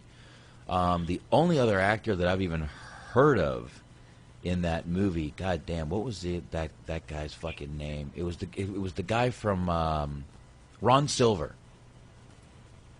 Ron Silver. Why does that name sound familiar? Ron Silver was in Time Cop. And I want to say he was in Hackers. Hold on a second here. Ron Silver was Didn't definitely... he do a movie with Stallone, too? Stallone. Ron Silver and Stallone. That sounds like a weird combination. That's a weird combination right there. But he did a movie called Blue Steel in '89. Yes, he was in Blue Steel with... what's that girl? God damn it. Three names. Hot, great tits. Jennifer Love Hewitt? No, God, I'm Trading Places. Trading Places. What's her name? Jamie Lee Curtis? Thank you, Jamie Lee Curtis. Blue Steel. Oh, Jamie Lee, yeah, I remember that scene from Trading Places very well. Blue Steel is a great fucking movie. Yeah, he was in Time Cop as the villain in Time Cop. And he's in it, but basically they're like stockbrokers that come up with this crazy scheme, and they end up killing Ron Silver, and it's a crazy fucking movie, Billionaire Boys Club. But I looked for it for years, and I couldn't find it. Finally, I just ordered it offline. Yeah. Same thing with From the Hip. I couldn't find the good copy anywhere, so I just ended up buying it. Cost me all of $2.65. Yeah, and I'm still looking for that other movie, Judd Nelson flick that I told you about, where he's a drug dealer dealing with the cop. It was Conflict of Interest. Yeah. I need to take a peek. I'm sure I could find that somewhere. I will find it. I always do. But yeah, Judd Nelson. Good. One movie that, when I first saw it, I thought it was really stupid, but, my dad liked it, so we watched it like 10 times, and I finally got into it, was, remember the movie Airheads? Yes. With Airheads? Brendan Fraser and Oh, I love it. Brendan Fraser, Adam Sandler. I love that movie. Yeah. and Steve Buscemi David was in that. Arquette was in the movie. Yup. Yeah. But Yes. I remember the first time we Steve all sat Buscemi. and watched that. Yeah, Steve Buscemi first- was in that movie. Chris Farley had a cameo in that film. Chris Why Farley, that would was you a forget that? great movie, man. Great movie. Yes, it was. Yeah. The first time I remember watching that, I just remember being so stupid. But my dad, liked those kind of movies, so like we just sit there and it would be on like 2 or 3 times a week in our house. It was stupid. And you just kind of get into it. Yeah, but it was stupid. There's no denying. Dude, Joe Montana was in that movie. Joe fucking so was Montana. Jesus Christ. Joe Montana was in the one of the Rat Pack. Ghostbusters was in the movie. Ernie Hudson. Yes. Thank you. Ernie was it Ernie? Yeah, he was the cop. You got it. Yeah. Yes. And you're right. Dude, Michael Judd Nelson was in it. He played the record producer. Judd Nelson. Record producer, I think. Yep, right on topic. Judd Nelson. There we go. Yeah. And That's why I brought that up, Max. there you go. And Michael, what's his name? Kramer was in that movie. Michael Richards. Michael Richards. Thank you. How can I not remember that? His last name is half a mile. Right. Jesus Yes. Christ. Judd Nelson automatically makes everything awesome. See, Amazing. Judd Nelson, I'm telling you, dude, under fucking rated. Yes. He literally, if there was a on my list of underrated, he's my number one. So he was in Breakfast Club. Yes. Doesn't even scratch the surface of what that fucking guy did. Fucking New Jack City, motherfuckers. Yeah. Mm-hmm. He was in New Jack City. Yeah. Yeah. Yeah, I would say, honestly, those are the 2 movies that people remember him most for. Breakfast Club and New Jack City. I don't even think people knew that was him in New Jack City. I gotta tell you. I've never seen it. What? I've never seen New Jack City. Huh? What? What? We got to disconnect this call, man. Hold on, yeah. I think they're static, Doug. Well, good, because I'm trying to multitask anyway. You have all these random factoids and you've never seen a New Jack City? You got to check out that movie, bro. Seriously. Yeah, I'll be looking it up later. Sure. Yeah, that was convincing. Seriously, bro. It was meant to be. It really was a good movie. I really like a good movie. Dude, let's not forget. Judd Nelson was in Jay and Silent Bob Strike Back from the Kevin. Yeah. We mentioned that a few weeks ago. Yes, he was. Yes, I'm actually looking up some movies he's done lately, and now I would say he was more unrecognizable than that, because it actually took me a minute to figure out that was actually Judd Nelson. Yeah, he was in the Boondock Saints too. Yeah, which I haven't seen the Boondock Saints too. I've seen the first one, which was great, but I haven't seen the second one. Oh, I'm so happy. By the way, I need to mention this. The movie I've been talking about and putting over is The Billionaires Boys Club. They are redoing the movie, and Judd Nelson is scheduled to play the same character in the movie. And it's supposed to come out this year. It's in post-production right now. So I will be pumped to see this fucking movie. So, especially if he's reprising, well, I'm looking at it. He's reprising his role according. Let me see this thing. Same thing. A group of wealthy boys in Los Angeles during the early 1980s. So they're actually going back to the same story. Establish a get-rich scam that turns deadly. There it is. Let me see who's. So basically, this is going to be like the Wall Street sequel. Well, let's put it this way: Kevin Spacey is in this one. Kevin Spacey, Judd Nelson. I'm so happy he's coming up with his fucking same role in this goddamn movie. That's really the only actor I've ever fucking heard of is him and Kevin Spacey. So, yeah, Wayne Perry. I've never heard of many of these people, but yeah, coming up with the exact same. But yeah, if you've never seen Billionaires Boys Club, try to find it. It might even be on Netflix, if I'm not mistaken. It was for a while. I'm not sure if it still is. Should be. So, yeah. Yeah, excellent fucking movie. That one I would recommend to anybody. And but literally is one movie. That's a movie you can talk about. No one will know what the hell you're. What? Who? That's next on my watch list. There you go. All right. Did we ever finish Coming to America? I think we got way off topic like a half hour ago. I think That's it what was makes it longer fun. than that. All right, so he gets the girl, and he gets married. How's that? But not before his father tried to cock block him. Yes, yes. He only came to New York to sow his royal oats. That's it. And we should point out, like, real quick, like the scene where he tries to get her back on the train on the subway. And I love how, like, you could tell he was in New York because he was just going off on this tangent about, I renounce my kingdom of Zamunda. And everybody just kind of looked at him and just, fuck you. You're still the fuck. Whatever. Who cares? Typical New Yorkers, like, you know, you can do anything on the New York subway and people will just look at you like, just another day in New York. Yeah, I just wanted to wrap that up because I'm having a better time just bullshitting about some random movies. So I figured we'd wrap up Coming to America and get back to random movies. Another random movie, Spinal Tap. This is Spinal Tap. Dude, that's a great fucking movie, right? Can we all agree that's a good flick? Oh, absolutely. Hell yeah. Yeah, man. I'm bringing up. We gotta put that on the list here. Oh, I'll check that out any fucking day. You know what I mean? Oh, yeah. If you want to do that movie, I will watch that fucking movie. Almost. I'm just giving myself an excuse to rewatch it. Yeah, that's one I'll definitely watch, man. That is another one. Let's see, fucking. What was I watching the other day? I watched Blues Brothers the other day. Oh yeah. Always. 2000, not so much, but the original classic. I don't even mind the newer one. I mean, John Goodman is a little over the top in whatever he does, and I've kind of just gotten used to it and accepted it. You know, but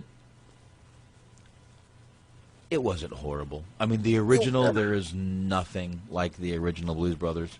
It wasn't bad. I don't want to sound like I'm trashing the flick. It wasn't a bad movie, but you can't fit. It's hard to fill that void that John Belushi left. It wasn't worth the remake.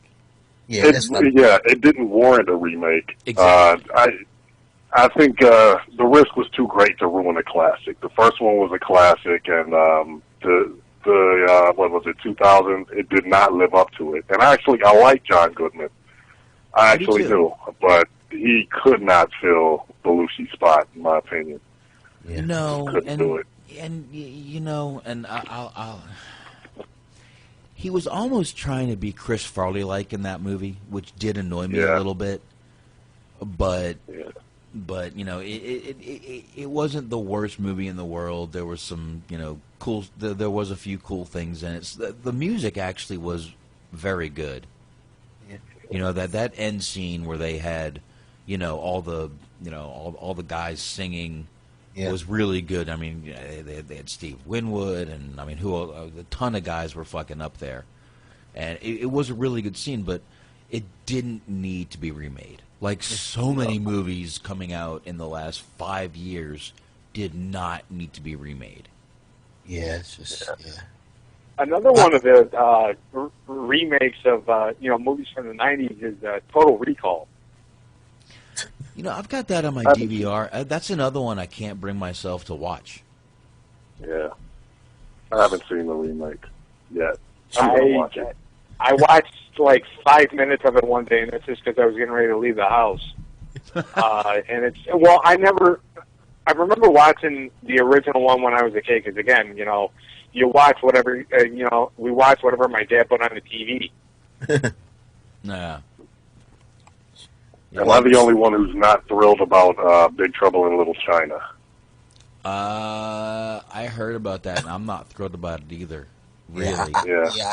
I've said my piece on certain things, man. I'm like, Hollywood is making their way now, like the remake list. I swear, if they try to remake Goodfellas, I'm going on. I'm going on the killing spree. You heard it here first. I'm going on the killing spree. Yeah. Because there's certain things. Go follow your mother's knife. Yeah, I'm just saying. It's just certain things that don't need to be remade. Yeah. And there's so many movies they're remaking. I mean, I've read they're doing another Dirty Dancing. Which come on, do we come on? Let's leave Patrick Swayze alone, fucking please. They're gonna remake War Games, that old Matthew Broderick movie. Now, quick question: has anyone seen the new Point Break? No. No. No one. I'm not sure. Me neither. I'm really not. I mean, I love the old Point Break movie. Yeah. And I just don't know if I can bring myself to watch the new one. But I'll probably end up checking it out to see how it is. But again, man, leave Swayze alone. Yeah. I mean, they're remaking Roadhouse, which I get it. I do understand them remaking Roadhouse. But who's going to be in that? Ronda Rousey. Ronda Rousey, sir. He is correct. Yeah, I don't know, man. It's just, and funny enough, Coming to America. They're talking about making a Coming to America too. Jesus Christ! You know what?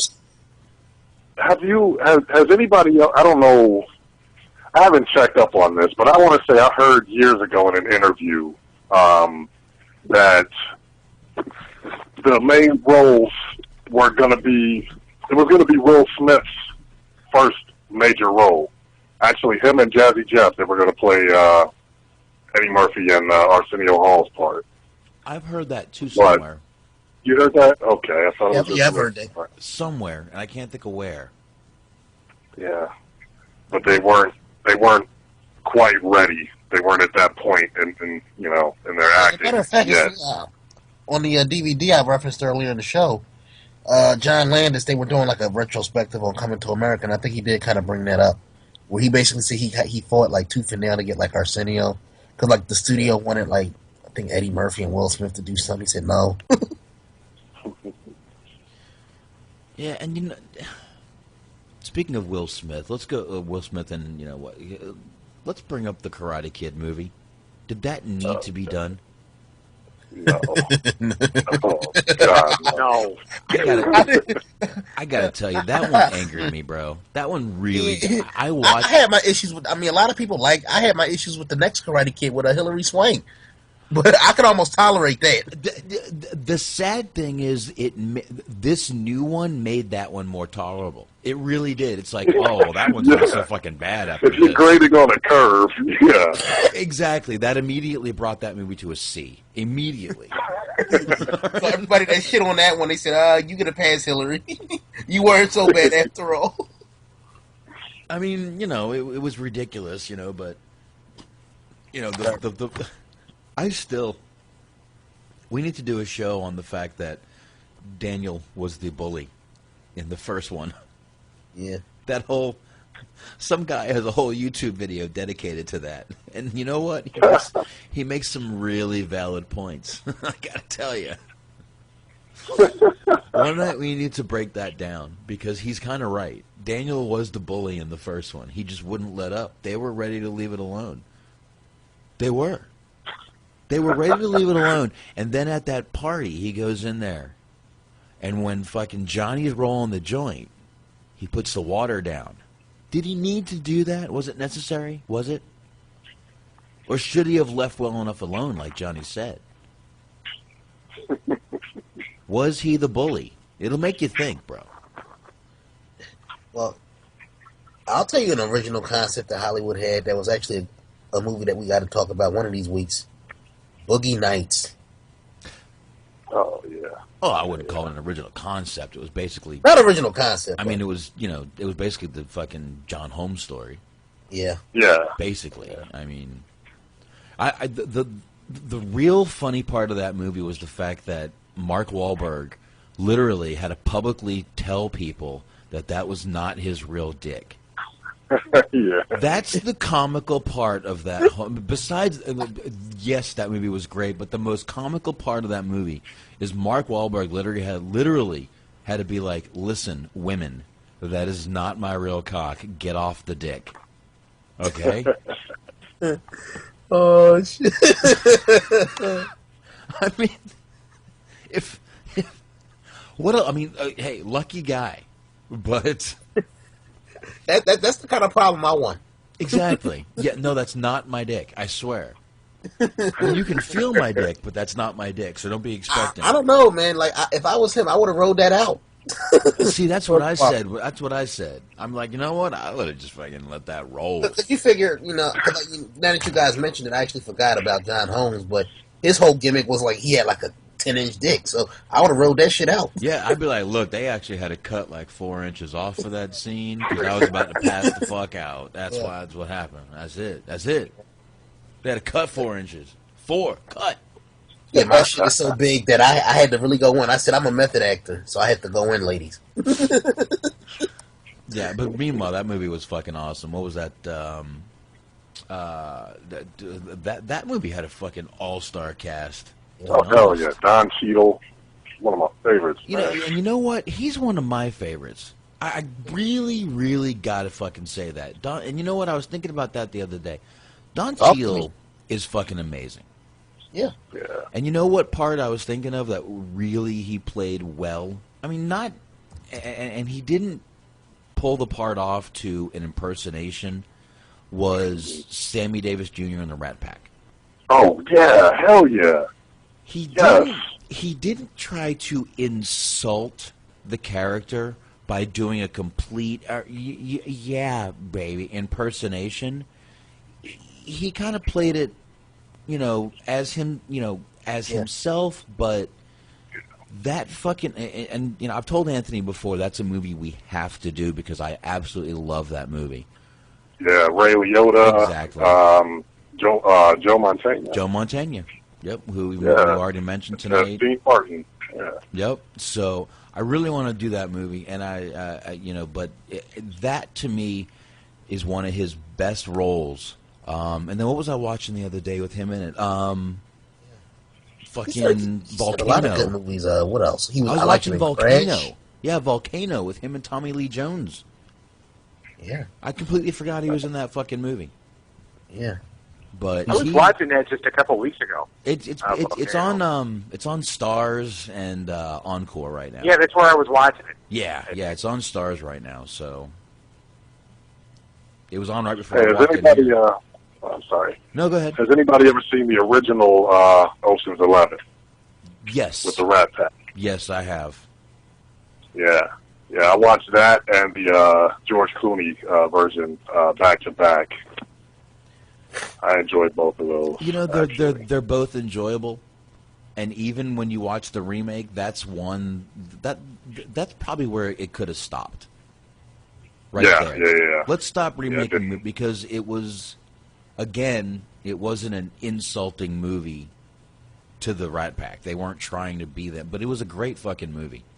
I really did like that first Ocean's 11, and then it just got ridiculous. It didn't need a sequel at all. No, but I actually own the DVD of the original Ocean's 11. Oh, nice. Yeah. Oh, come on, man! Just to hear Sammy sing EO 11, fucking amazing to hear that. But yeah, that's another one, and goddamn remakes. What other fucking remakes have been out there that are just? There's really not that many good ones. One good remake, Cape Fear. Yeah. Cape Fear. Oh, yeah. The remake was good, but you can't go wrong with De Niro. So De Niro, that Nick was a Nolte, good. Yeah. And let's face it, Nick Nolte. Yes. Isn't fucking you can't just gloss past him. He's pretty good too. Yeah, once upon a time, before he became like a parody of himself with them damn mugshots, he was a good actor. And a young Juliette Lewis back then. Oh, yeah. There's something really sexy about her, man. Yeah, I'm with you. You watch her in From Dusk Till Dawn. There's something just deeply sexy about that girl. She's not the prettiest. I was watching From Dusk Till Dawn just about a week ago. It was on. I think it's Showtime or something. It was on Showtime. I was watching it too. Yeah. Yeah. Actually, I think I recorded it to watch it again. But yeah, that's another one. I mean, That's another one of my dad's favorite movies. Maybe I should try to get my dad to call into this show. you know, there's a 2 of that movie, right? It's 3. There's 3? Yeah, it's like that's a movie that honestly they could have stopped at 1. Man, I've been drinking too much. If there's a 3, Jesus Christ. But yeah, there's the Texas Blood Money, which is the second one, Yep. which is the guys robbing a bank, and they Yep. got each one of them except for the one got bit by a vampire. And then in the third one, wasn't it a guy that was getting ready to get hung or something, took off with the hangman's daughter or something like that? Something like that. I don't know. You know what? Speaking of remakes, I guess we can bring sequels into this. Mel Brooks is considering doing a Spaceballs 2. Yeah. You know, I'm halfway there, and I'm halfway like, fuck yeah, do it. I mean, I wouldn't have a problem. I don't. The only problem I would have with it is that Rick Moranis wouldn't be in it. Really? Where is he? What is he doing? Nothing. Rick Moranis left Hollywood. I think his wife had cancer or something, and he pretty much hung up his career after that. Wow. Yeah. I want to see if that's actually been formally announced. I guess you can go to IMDb and see that. Maybe. Yeah. And you know, there was supposed to be a Spaceball sequel years ago called Spaceballs 3, The Search for Spaceballs 2. Yep. Yeah, well, this is it. Spaceballs 2. And, you know, if you watch the first Spaceballs, yeah, he even says, hopefully we'll all get together again in Spaceballs 2, The Search for More Money. And, of course, guess what the second one is called? The Search for More Money. It's already on IMDb, so let's hope it actually gets fucking made. It's in development, according to... So let's hope we see this, because I would... You know, like I said, some of it's got me like, you know, he's really old, but, you know, he hasn't, you know, he doesn't have Alzheimer's, and he's not fucking any crazier than he used to be, so... Well, look who's not even going to be able to be in it, though. Joan Rivers, John Candy, Rick Moranis is out. Yeah, I mean, there's some that are definitely out, but you could still get a few of the guys for it. I mean, you know, the guy who played Lone Star is still doing movies. I mean, god damn it, he was fucking president in Independence Day, for God's sakes. He was in Lake Placid, god damn it. But I got faith in Mel Brooks to pull something off, because he's from that old school comedy that kind of like really knows what's funny and has like a knack for certain things. It's just, I can see him pulling it off. You know what would worry me about the Mel Brooks movie? Go back to the Mel Brooks movie and look at some of the racist humor he's done. Oh, PC Police? I mean, go back to Blazing Saddles and... Where the white women at? That whole movie was one big racist joke. Hey, where are the white women at? There you go. I mean, just go back to that and think about that.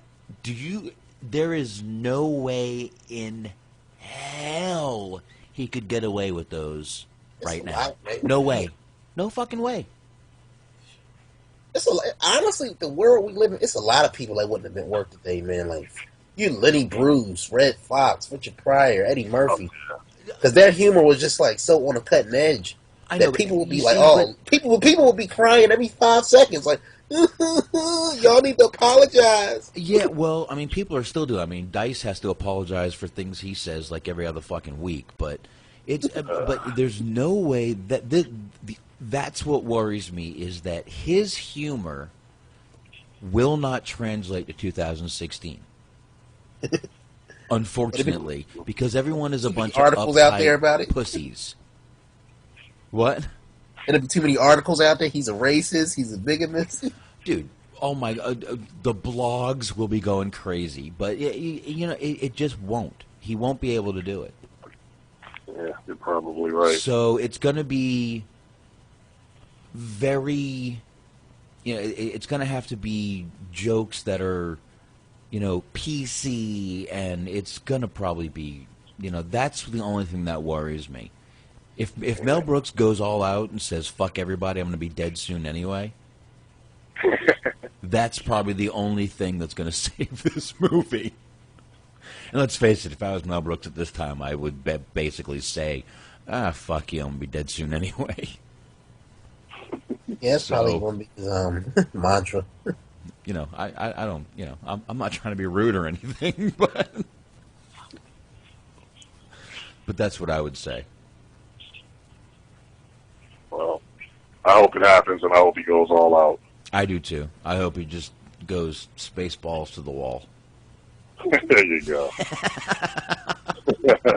Spaceballs 4. Spaceballs to the wall. Spaceballs to the wall. That's probably what you should have named this. What the fuck? So if that comes up in the title, you need to seek out some royalties, man. Yeah, there you go. I mean, dude, think about how racist Blazing Saddles was. Think about that. That movie was incredibly fucking racist. So, actually all his movies are a little fucking racist.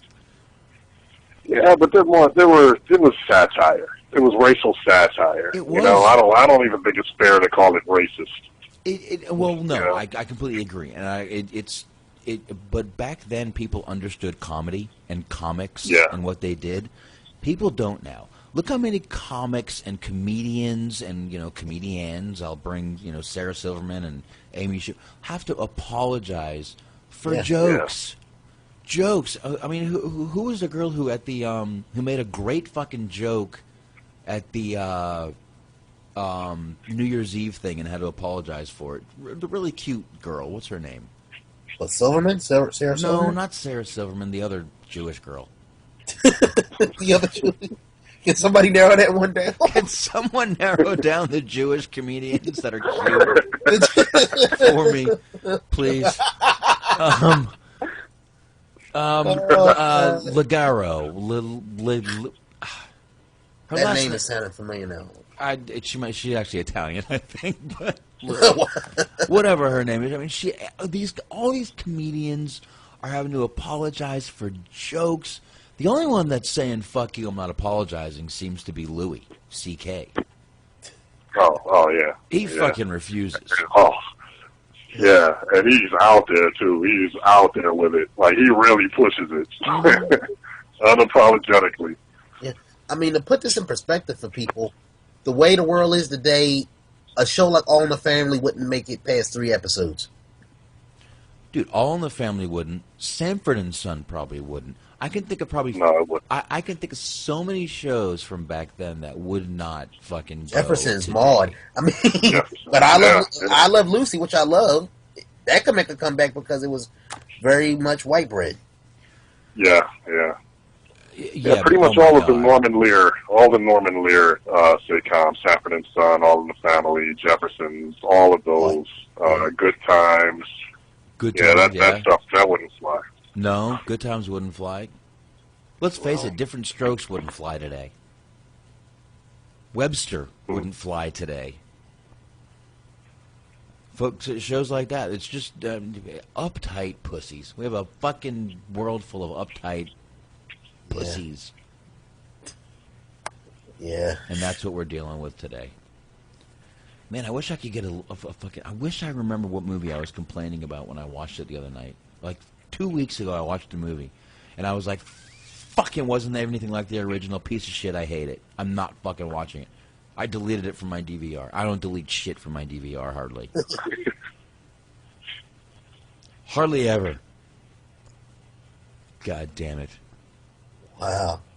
I know we was mentioning earlier about how sequels don't typically live up to the original. Not usually, but some. One case where it actually is that statement is false.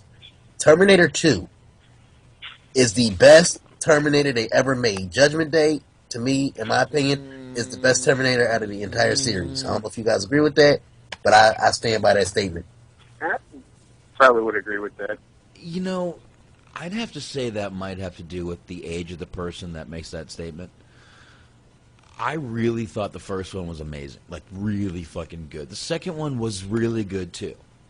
I'm not going to say it wasn't, but I really think the first one was better.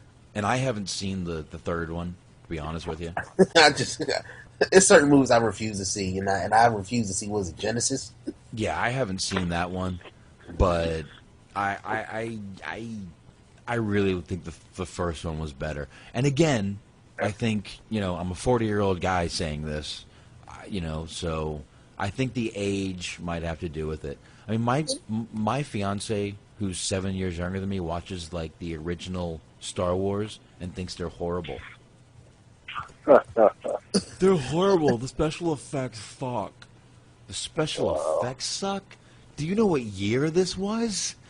Right, the special effects were amazing. These special effects were fucking like... these were way past special effects back then. Yeah. But she doesn't get it. She doesn't get it, So it's at the time. I'll put it to you like this. Special effects, they weren't what they were, obviously, today. But even for, I think the simplicity back then is actually kind of what helped the realism of the movie. Like, you look at something like Jaws. That shit scared the fuck out of me when I first saw it. To this day, I still kind of get the shakes when I see the original Jaws. You know what's funny? She won't watch Jaws. Too real? And I have said the same exact words. I've said, you think the fucking the special effects in Star Wars are stupid, but you won't watch a mechanical shark that you can completely tell is mechanical in more than fucking 4 scenes in this movie. And you won't watch it? No, if we move to Florida, I won't go in the ocean. You know what? No, this is not what you got to worry about in Florida. You got to worry about fucking needles in the ocean in Florida. There's a reason I wear sandals when I fucking go in the ocean in Florida, god damn it. I don't want to be stuck with a fucking needle that's... I mean, I don't know, man. People talk about, that's an interesting point you bring up about the special effects. I know a lot of people like to say, the special effects are better today, man. But even with some of the horror movies, I've never really been a horror movie guy. But the ones that I do like are the ones from the 70s and 80s because they were more realistic. Nowadays, I mean, even though I guess they're gorier, it's just so unrealistic the way they got some of these people dying. Yeah. I think the thing is everything is better when you have to work for it, and the great movies since you brought up horror, like Texas Chainsaw Massacre, there was no CGI in that movie, so everything had to be, rubber, latex, and blood packs, and they had to work for it, so the writing had to be better. You get lazy when technology makes things easy. There you go. Yeah, you just fucking nailed it. They're getting too... it's almost like too much is green screen now. But they're getting much better at covering it, so it looks a lot fucking better. Yeah. But but yeah, some of those movies back then, you just need to appreciate the fact that it was back then. It was 1980 whatever, and they were still doing really good effects for back then. Yeah. They just didn't have the technology. They just fucking didn't. But they made do with what they had. Yeah, and the stories were better. Yeah. That's also why you have, we talked about Kevin Smith. He had no money for any kind of special effects. I mean, eventually he did have money, but he had to rely on his writing, which is why a friend of mine said, back in the day, actually, that Kevin Smith writes the kind of movies that you can watch on the radio, Yeah. Because the writing was just so airtight, and it was the same with Tarantino early on. Yep. Yep. You could listen to his movies. You could listen to his movies and still love it just the same. All right, so Bobby is with me and Anthony. He's a dialogue fan. Definitely. Absolutely. Doug, are you the same way? Yeah, pretty much, yeah. Yeah. Which is probably why, we remember so many quotes of movies because we like the dialogue in the movies. Some people don't listen to the dialogue. They just want to follow the storyline or plot of the movie and go with it. To me, it's all about certain scenes that just jump out to you in a movie. Yes. You know, like we talk about Beverly Hills, we talked earlier about Beverly Hills Cop 2. One of the lines that I repeat this like a lot because it's the one line in the movie that I know, well, there's a few of them, but where they're at the Playboy Mansion and Axel looks down and it says this, "Wake up! Isn't this what we've always talked about? Look alive, you'll never see it again." Yeah, and I'm like, at first, and like I said, there's a couple of lines in that movie that I remember, but that one just seems to be my favorite because one, I mean, they're at the Playboy Mansion, which every guy wishes they were there. Dude, same scene. You don't know how many times I've used the same line from the one from the same scene where they're going, "How are we gonna know what we're looking for?" And he goes, "Follow your dick." Do you know how many times I've just looked at my friends and gone, "Just follow your dick." and it's like that's why I always find like certain lines in certain movies are so important because like if the opportunity ever comes up and I've done this many times where like I've quoted like certain movies just because the occasion like calls for it. Like if somebody says something to me and a certain movie line comes to mind, I'm like I'm going to use that. Like somebody said something to me. I don't know. Have you guys seen the original Ninja Turtle movies? Yeah. Okay. So, in my opinion, I think the second one was the best one. The Secret of the Ooze. Mm-hmm. Yeah. Great. Which I think is one movie that you guys need to put down on your list to review one day. But that's just we could do that. Throwing a suggestion. That's just me throwing a suggestion out there. Was that the one with Nash, with Kevin Nash as Super Shredder? Yeah. It's true. Yeah. Super Shredder. Yeah. Yep. So the one line in the movie where somebody says something to Michelangelo. I kind of forgot the whole setup because it's been a while since I've seen the movie. But somebody said, asked Michelangelo something. He's like, "Oh, it's when they're doing the thing with the donuts, going to try to feed the donuts to the two mutants to try to shrink them or whatever." And Raphael goes, "Are you sure this can work?" He goes, "Like, is Schwarzenegger hard to spell?" Like, I've used that line on people before. Like, if somebody asks me something, I'm like, "Well, is Schwarzenegger, like, hard to spell?" Okay. Well, my go-to line is always, try not to suck any dick on the way to the parking lot. Speaking of being able to quote scenes, here's a question. I have a weird thing, and my fiance hates it. I'll hear a song, and I'll be like, "Oh, this was in that movie. And it was in this scene." And I remember, for some reason, songs also stick in my head, and I can think, "Oh my God," immediately. And she can't stand that I do it because she hasn't seen half the movies and has no clue what I'm talking about. Are you the same way, Doug? Yeah. Okay. Absolutely. Like certain movies or certain lines in movies will be stuck in my head. Certain songs, from certain movies will be stuck in my head. Like for some reason, I don't know why, but the song, one of the songs from The Lion King, was stuck in my head just a couple weeks ago, and I'm trying not to sing out loud because I don't feel like hearing dogs bark all over the place. but like it's in my head, and I'm like, Jesus Christ! I'm like, why the fuck is this? Because it's been a while since I've seen the movie, but it's what the fuck is this song? Yeah, I can't think of it now. The Hakuna Matata. No, the song that Simba and Nala are singing to one another, towards the, when they're walking through the jungle together. Can You Feel the Love Tonight? That's it. Okay. I just looked it up. I think that's the one. You're right. Yeah. Yeah. And The Elton John song. Certain songs just get stuck in my freaking head. Oh, like, the Teenage Mutant Ninja Turtles too. The Ninja Rack. Yeah. There you go. And you know what? And I'll hear like Elvis Costello sing, Every Day I Write the Book, and I'll be like, oh, that was in Wedding Singer. And she'll be like, what? I'm like, yeah, Wedding Singer, when they're pulling up in the limo. And she's like, what? I'm like, oh, sorry, I'm thinking out loud again. You want to talk about random songs and movies?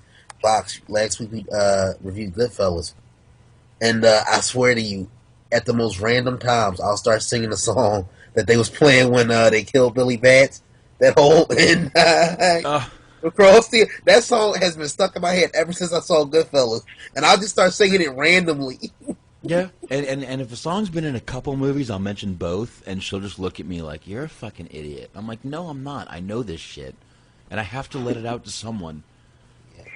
But I mean, and we listen to the, when we go to sleep, we listen to the 80s channel on our Dish Network. And I mean, half those songs, I'm like, I know that movie. Oh shit! Another song, fuck, Breakfast Club, Simple Minds. Don't you forget about me. Oh, immediately I think of Breakfast fucking Club when that comes on, and then half the movies from the songs from Footloose come on. Denise Williams will come on with, Let's Hear It for the Boys, and I'm like, hey, Footloose.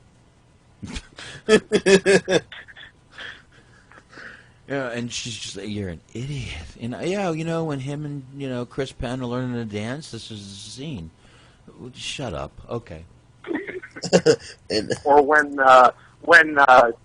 whatchamacallit, the war comes on and you automatically think of Rush Hour. Exactly. Which again, this goes back to another favorite movie trilogy, of my dad. Which the first one was great. The second one was great. The third one, I just absolutely fucking hated. For some reason, Rush Hour 3 just I couldn't watch the whole damn thing. I haven't seen the third one. I've seen the first. I barely remember it. All I know is they was in Paris. That's all I really remember about it. Have you Have you watched the new TV show? That's something I want to get into it. I just don't know if I can. One of these days, I'm probably just going to watch all the episodes on demand or something. Yeah, I haven't watched. I mean, it's really like, hey, let's get a guy who is kind of Chris Tucker-like and a guy who speaks better English than Jackie Chan. Yeah. Oh, wow. That's really what they're doing. I mean, let's face it, they couldn't get Chris Tucker. He's, like, shunned from Hollywood for being an asshole. But I don't know. I can't get. I mean, like the new Hawaii 5-0, I couldn't get involved in either. No. I'm telling you, man, that fucking Blind Spot show I got fucking hooked on. Yeah. The one about the naked tattoo girl, the FBI and shit. Wow. That show's got me fucking hooked. And I was telling Anthony, I'll go completely kind of just take a left here. I was telling Anthony before the show that I was watching that American Grit show with John Cena. Yeah. Oh yeah. It's not a bad show. It's actually a good show, but he should not be the host of that show. What do you think should? A real Marine, you said? The only thought I could think of who would be a great host would be R. Lee Ermey. Oh. Huh. From Full Metal Jacket. Oh, wow. I mean, look, let's face it, he was a real fucking drill sergeant. Yeah. That guy was a drill sergeant. So, I think he'd be an amazing host for that show. He's available, trust me. Like I was telling Anthony, he's on my Facebook. I follow him. He's got time. Yeah, he still does a lot of stuff. Yeah, he's got time. He was actually in the going back to remakes. He was in that Texas Chainsaw Massacre remake. Dude, he was in Saving Silverman. He was in Mississippi Burning, Full Metal Jacket, and I can think of a couple more. He was in a lot of movies, that guy. But I think he'd be an amazing host for that. anyone who's been in the military would be a good host, but Cena is, and it's like he's kind of, I don't know, he's not the right host. It's not a bad show, but like I said, it's actually a good show. But Cena's the wrong host. Just the wrong host. I don't know. But really the only show I've been really concentrating on lately is Flashpoint. I'm watching all 5 seasons again. And again, if you've never seen Flashpoint, jump on Netflix. All 5 seasons are on. Get it before they're gone. It's a great cop show. I think you can also watch it on Ion Television, too. Are they still doing the reruns on there? I don't know. They used to replay NYPD Blue. That's where I used to watch NYPD Blue. But they don't do it anymore either. I don't know. Flashpoint, I got it on Netflix. That's where I watch it. I'm probably going to go watch at least one after this. Yeah. And that one guy, I haven't watched Flashpoint, but I'm a big fan of one of the guys on the show, Enrico Calianto, who plays Sergeant Greg Parker on that show. I like. I might give this show a chance because I liked him everything I've seen him in. Yeah, liked him in Just Shoot Me. Liked him in Veronica Mars. Oh, I didn't know he was in Just Shoot Me with David Spade. Yeah, he was in there. Yeah, he was. Oh, I might have checked that out. It's definitely a cop show, but it's I was trying to get my fiance to watch it. She just wouldn't. But it's more than a cop show, dude. It's really. First of all, they're a special response unit, a strategic response unit, which is basically SWAT in Canada. So, they handle, hostages, they handle bombs. It's not the same kind of show every time. There's a different threat every time. But I don't know. It's a really well-made show. It's put together good. Again, the dialogue is great. Probably why I like it. But again, if you haven't fucking seen this show, go on Netflix. All the seasons are on there. Binge watch the shit out of it. If you're a cop show fan, watch it. I guess I'm getting older. I'm starting to appreciate things that I didn't really think about when I was a kid. But anybody remember that show, The Commish? Mm-hmm. Yeah. You guys fans of that? That's a I don't fucking. think I ever got into it. All right, real quick, you guys got to think of something to talk about because I can't wait. I got to piss. So, live radio, folks. Yeah, so talk amongst yourselves. I'll be right back. Oh, don't worry, we'll carry it. One show I've been watching quite a bit of lately because it's on WG in America that I was a huge fan of when I was a kid was Walker, Texas Ranger. Only reason I remember that is because it was either that or Murder, She Wrote that used to come on before Raw.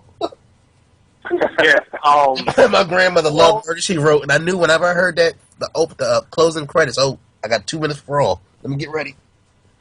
Well, what's funny too is that I think they actually had some kind of working arrangement with WCW at the time because when these guys were with WCW, Hogan did a guest appearance on Walker, Randy Savage did one, Sting did a guest appearance on there, and so did Roddy Piper, and that all happened when they were all with WCW. Yeah, so that might have been a Turner thing. Well, yeah, most likely that was a Turner thing. It makes sense. I was about to say Bret Hart, but that was Lonesome Dove he was on. Lonesome Dove, yeah. My grandfather really liked that Lonesome Dove. Because he was always into cowboy stuff, but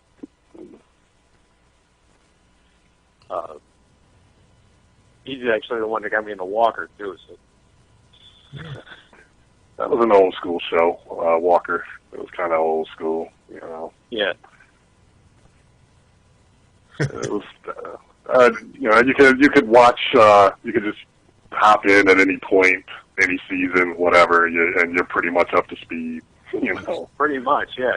Yeah, Chuck Norris. Yeah. Man, I Just could from afford a that. pool. You right over here? Oh, I could have filled a pool with that shit. Jesus Christ. I thought the toilet was going to flush without me touching the fucking handle. Yeah. Yeah, man. I compare a good piss to good sex sometimes. When you gotta go, greatest feeling in the world. It wasn't that good, but goddamn, it was nice. Real nice. Oh, all right. What were y'all talking about when I left? Chuck Norris, Walker Texas Ranger. And I'll tell you, the moment I knew I was a Chuck Norris fan, two specific instances. I liked him in the movie Sidekicks. And That was a good movie. when he made his appearance at Survivor Series in '94, when he was throwing a Phantom kicks, that was fucking great. When he kicked Jeff Jarrett in the face. It was Jeff Jarrett he kicked, right? Yeah, like I think Jeff Jarrett was the one he took down, but I thought it was hilarious. I think it was. Oh, Jeff Jarrett, always thinking he can one up the fucking stars. Oh god. Double J MMA ain't shit. And he just did like this whole like karate routine, and as a kid, I just thought that was the greatest thing ever. He was doing a kata. Oh god, is what he was doing. Remember, I got a minor martial arts background. But yes, all these years later, Chuck Norris is still awesome. Chuck Norris is a bad motherfucker. I still wouldn't want to fucking go up and try to smack that motherfucker. And he's got to be, what, 70, 75 now or something? 70-something. I believe he's actually past 75. Tell you what, give me a couple seconds here. Chuck Norris. Aren't you glad you had your internet back? Oh, dude, you don't know how happy I am. 76. I was just exact right. Yeah, just over 75. 76 years old. And you know what? Let me do this here. Chuck Norris, 2016. He's still in good shape. I gotta point out. He does not look any different. No. Yeah. What kind of vampire is this guy? Didn't his wife just have a kid like 10 years ago? I don't know. I think so, something like that. 10, I don't know, 15 years. but he's some kind of vampire, dude. I mean, Bruce Lee is gone, and this guy. This clean living. Which, by the way, we are planning on doing a Bruce Lee night very soon. No doubt. I have to. I'm a huge Bruce Lee mark. Enter the Dragon. I want to do Enter the Dragon, Fist of Fury, Chinese. I just want to go through all the Bruce Lee movies, and we'll just kind of do a whole Bruce Lee. We'll just talk about Bruce Lee himself. Yeah. Because with Bruce Lee, you can just like do like an overview of the movies and just talk about Bruce Lee, the ass kicking machine. Yeah, I just want to talk about Bruce Lee, because I'm a huge Bruce Lee mark. I love all his fucking movies, and I definitely want to do Game of Death, with fucking Kareem Abdul-Jabbar. Holy shit. Oh, yeah. Dan and Santo, who, when I took Jeet Kune Do, they call him Sifu. My Sifu learned from Dan and Santo, was who he trained with to learn the art from. So, I definitely, I've watched that a few times, but I definitely want to do a Bruce Lee night, man. Definitely. I don't know if I'll be able to call when you're doing that, so I'll bring it up now. The fact that Bruce Lee refused, when they did the Green Hornet Batman crossover, Bruce Lee refused to job out to Robin, so he wouldn't do the job to Robin in their fight scene. That's because Bruce Lee knew. Can you even imagine what MMA would be like? Can you imagine what MMA would be like if Bruce Lee was still around today? I mean, how old would he be today? Do we even know? Bruce Lee. Probably, what, 70s, 80s? Hold on here. Bruce Lee age. He would be... Let's see, he was born in Bruce Lee, god damn it, 1940. 40. So... That would put him at, what, 76? Yeah. Sounds about right. God damn, him and Chuck Norris weren't fucking far apart, were they, in age? Damn, he died when did Bruce Lee die? He died July in 1973. right before Enter the Dragon came out, actually a few weeks before the preview of Enter the Dragon, Bruce Lee actually died. He would be 76 right now, by the way. Yeah, July. He'd be almost 77. This year he'd be 77. But yeah, I mean, I want to do Big Boss, Enter the Dragon, Fist of Fury, Way of the Dragon, all the fucking movies. Just go through them and talk about him. You could do a whole show on just Bruce Lee without a problem. Yeah. So, definitely want to do that. You know what? That might even be... Maybe we should just do that next week. What do you think, Anthony? Sounds good. Sounds like a plan. So, there we go. We'll announce it right here. Bruce Lee for next week. Let's do it. I'm fucking down and a half. Another guy we got to do it at some point is Charles Bronson. That's an underrated badass right there. Oh, we could Death Wish. Definitely.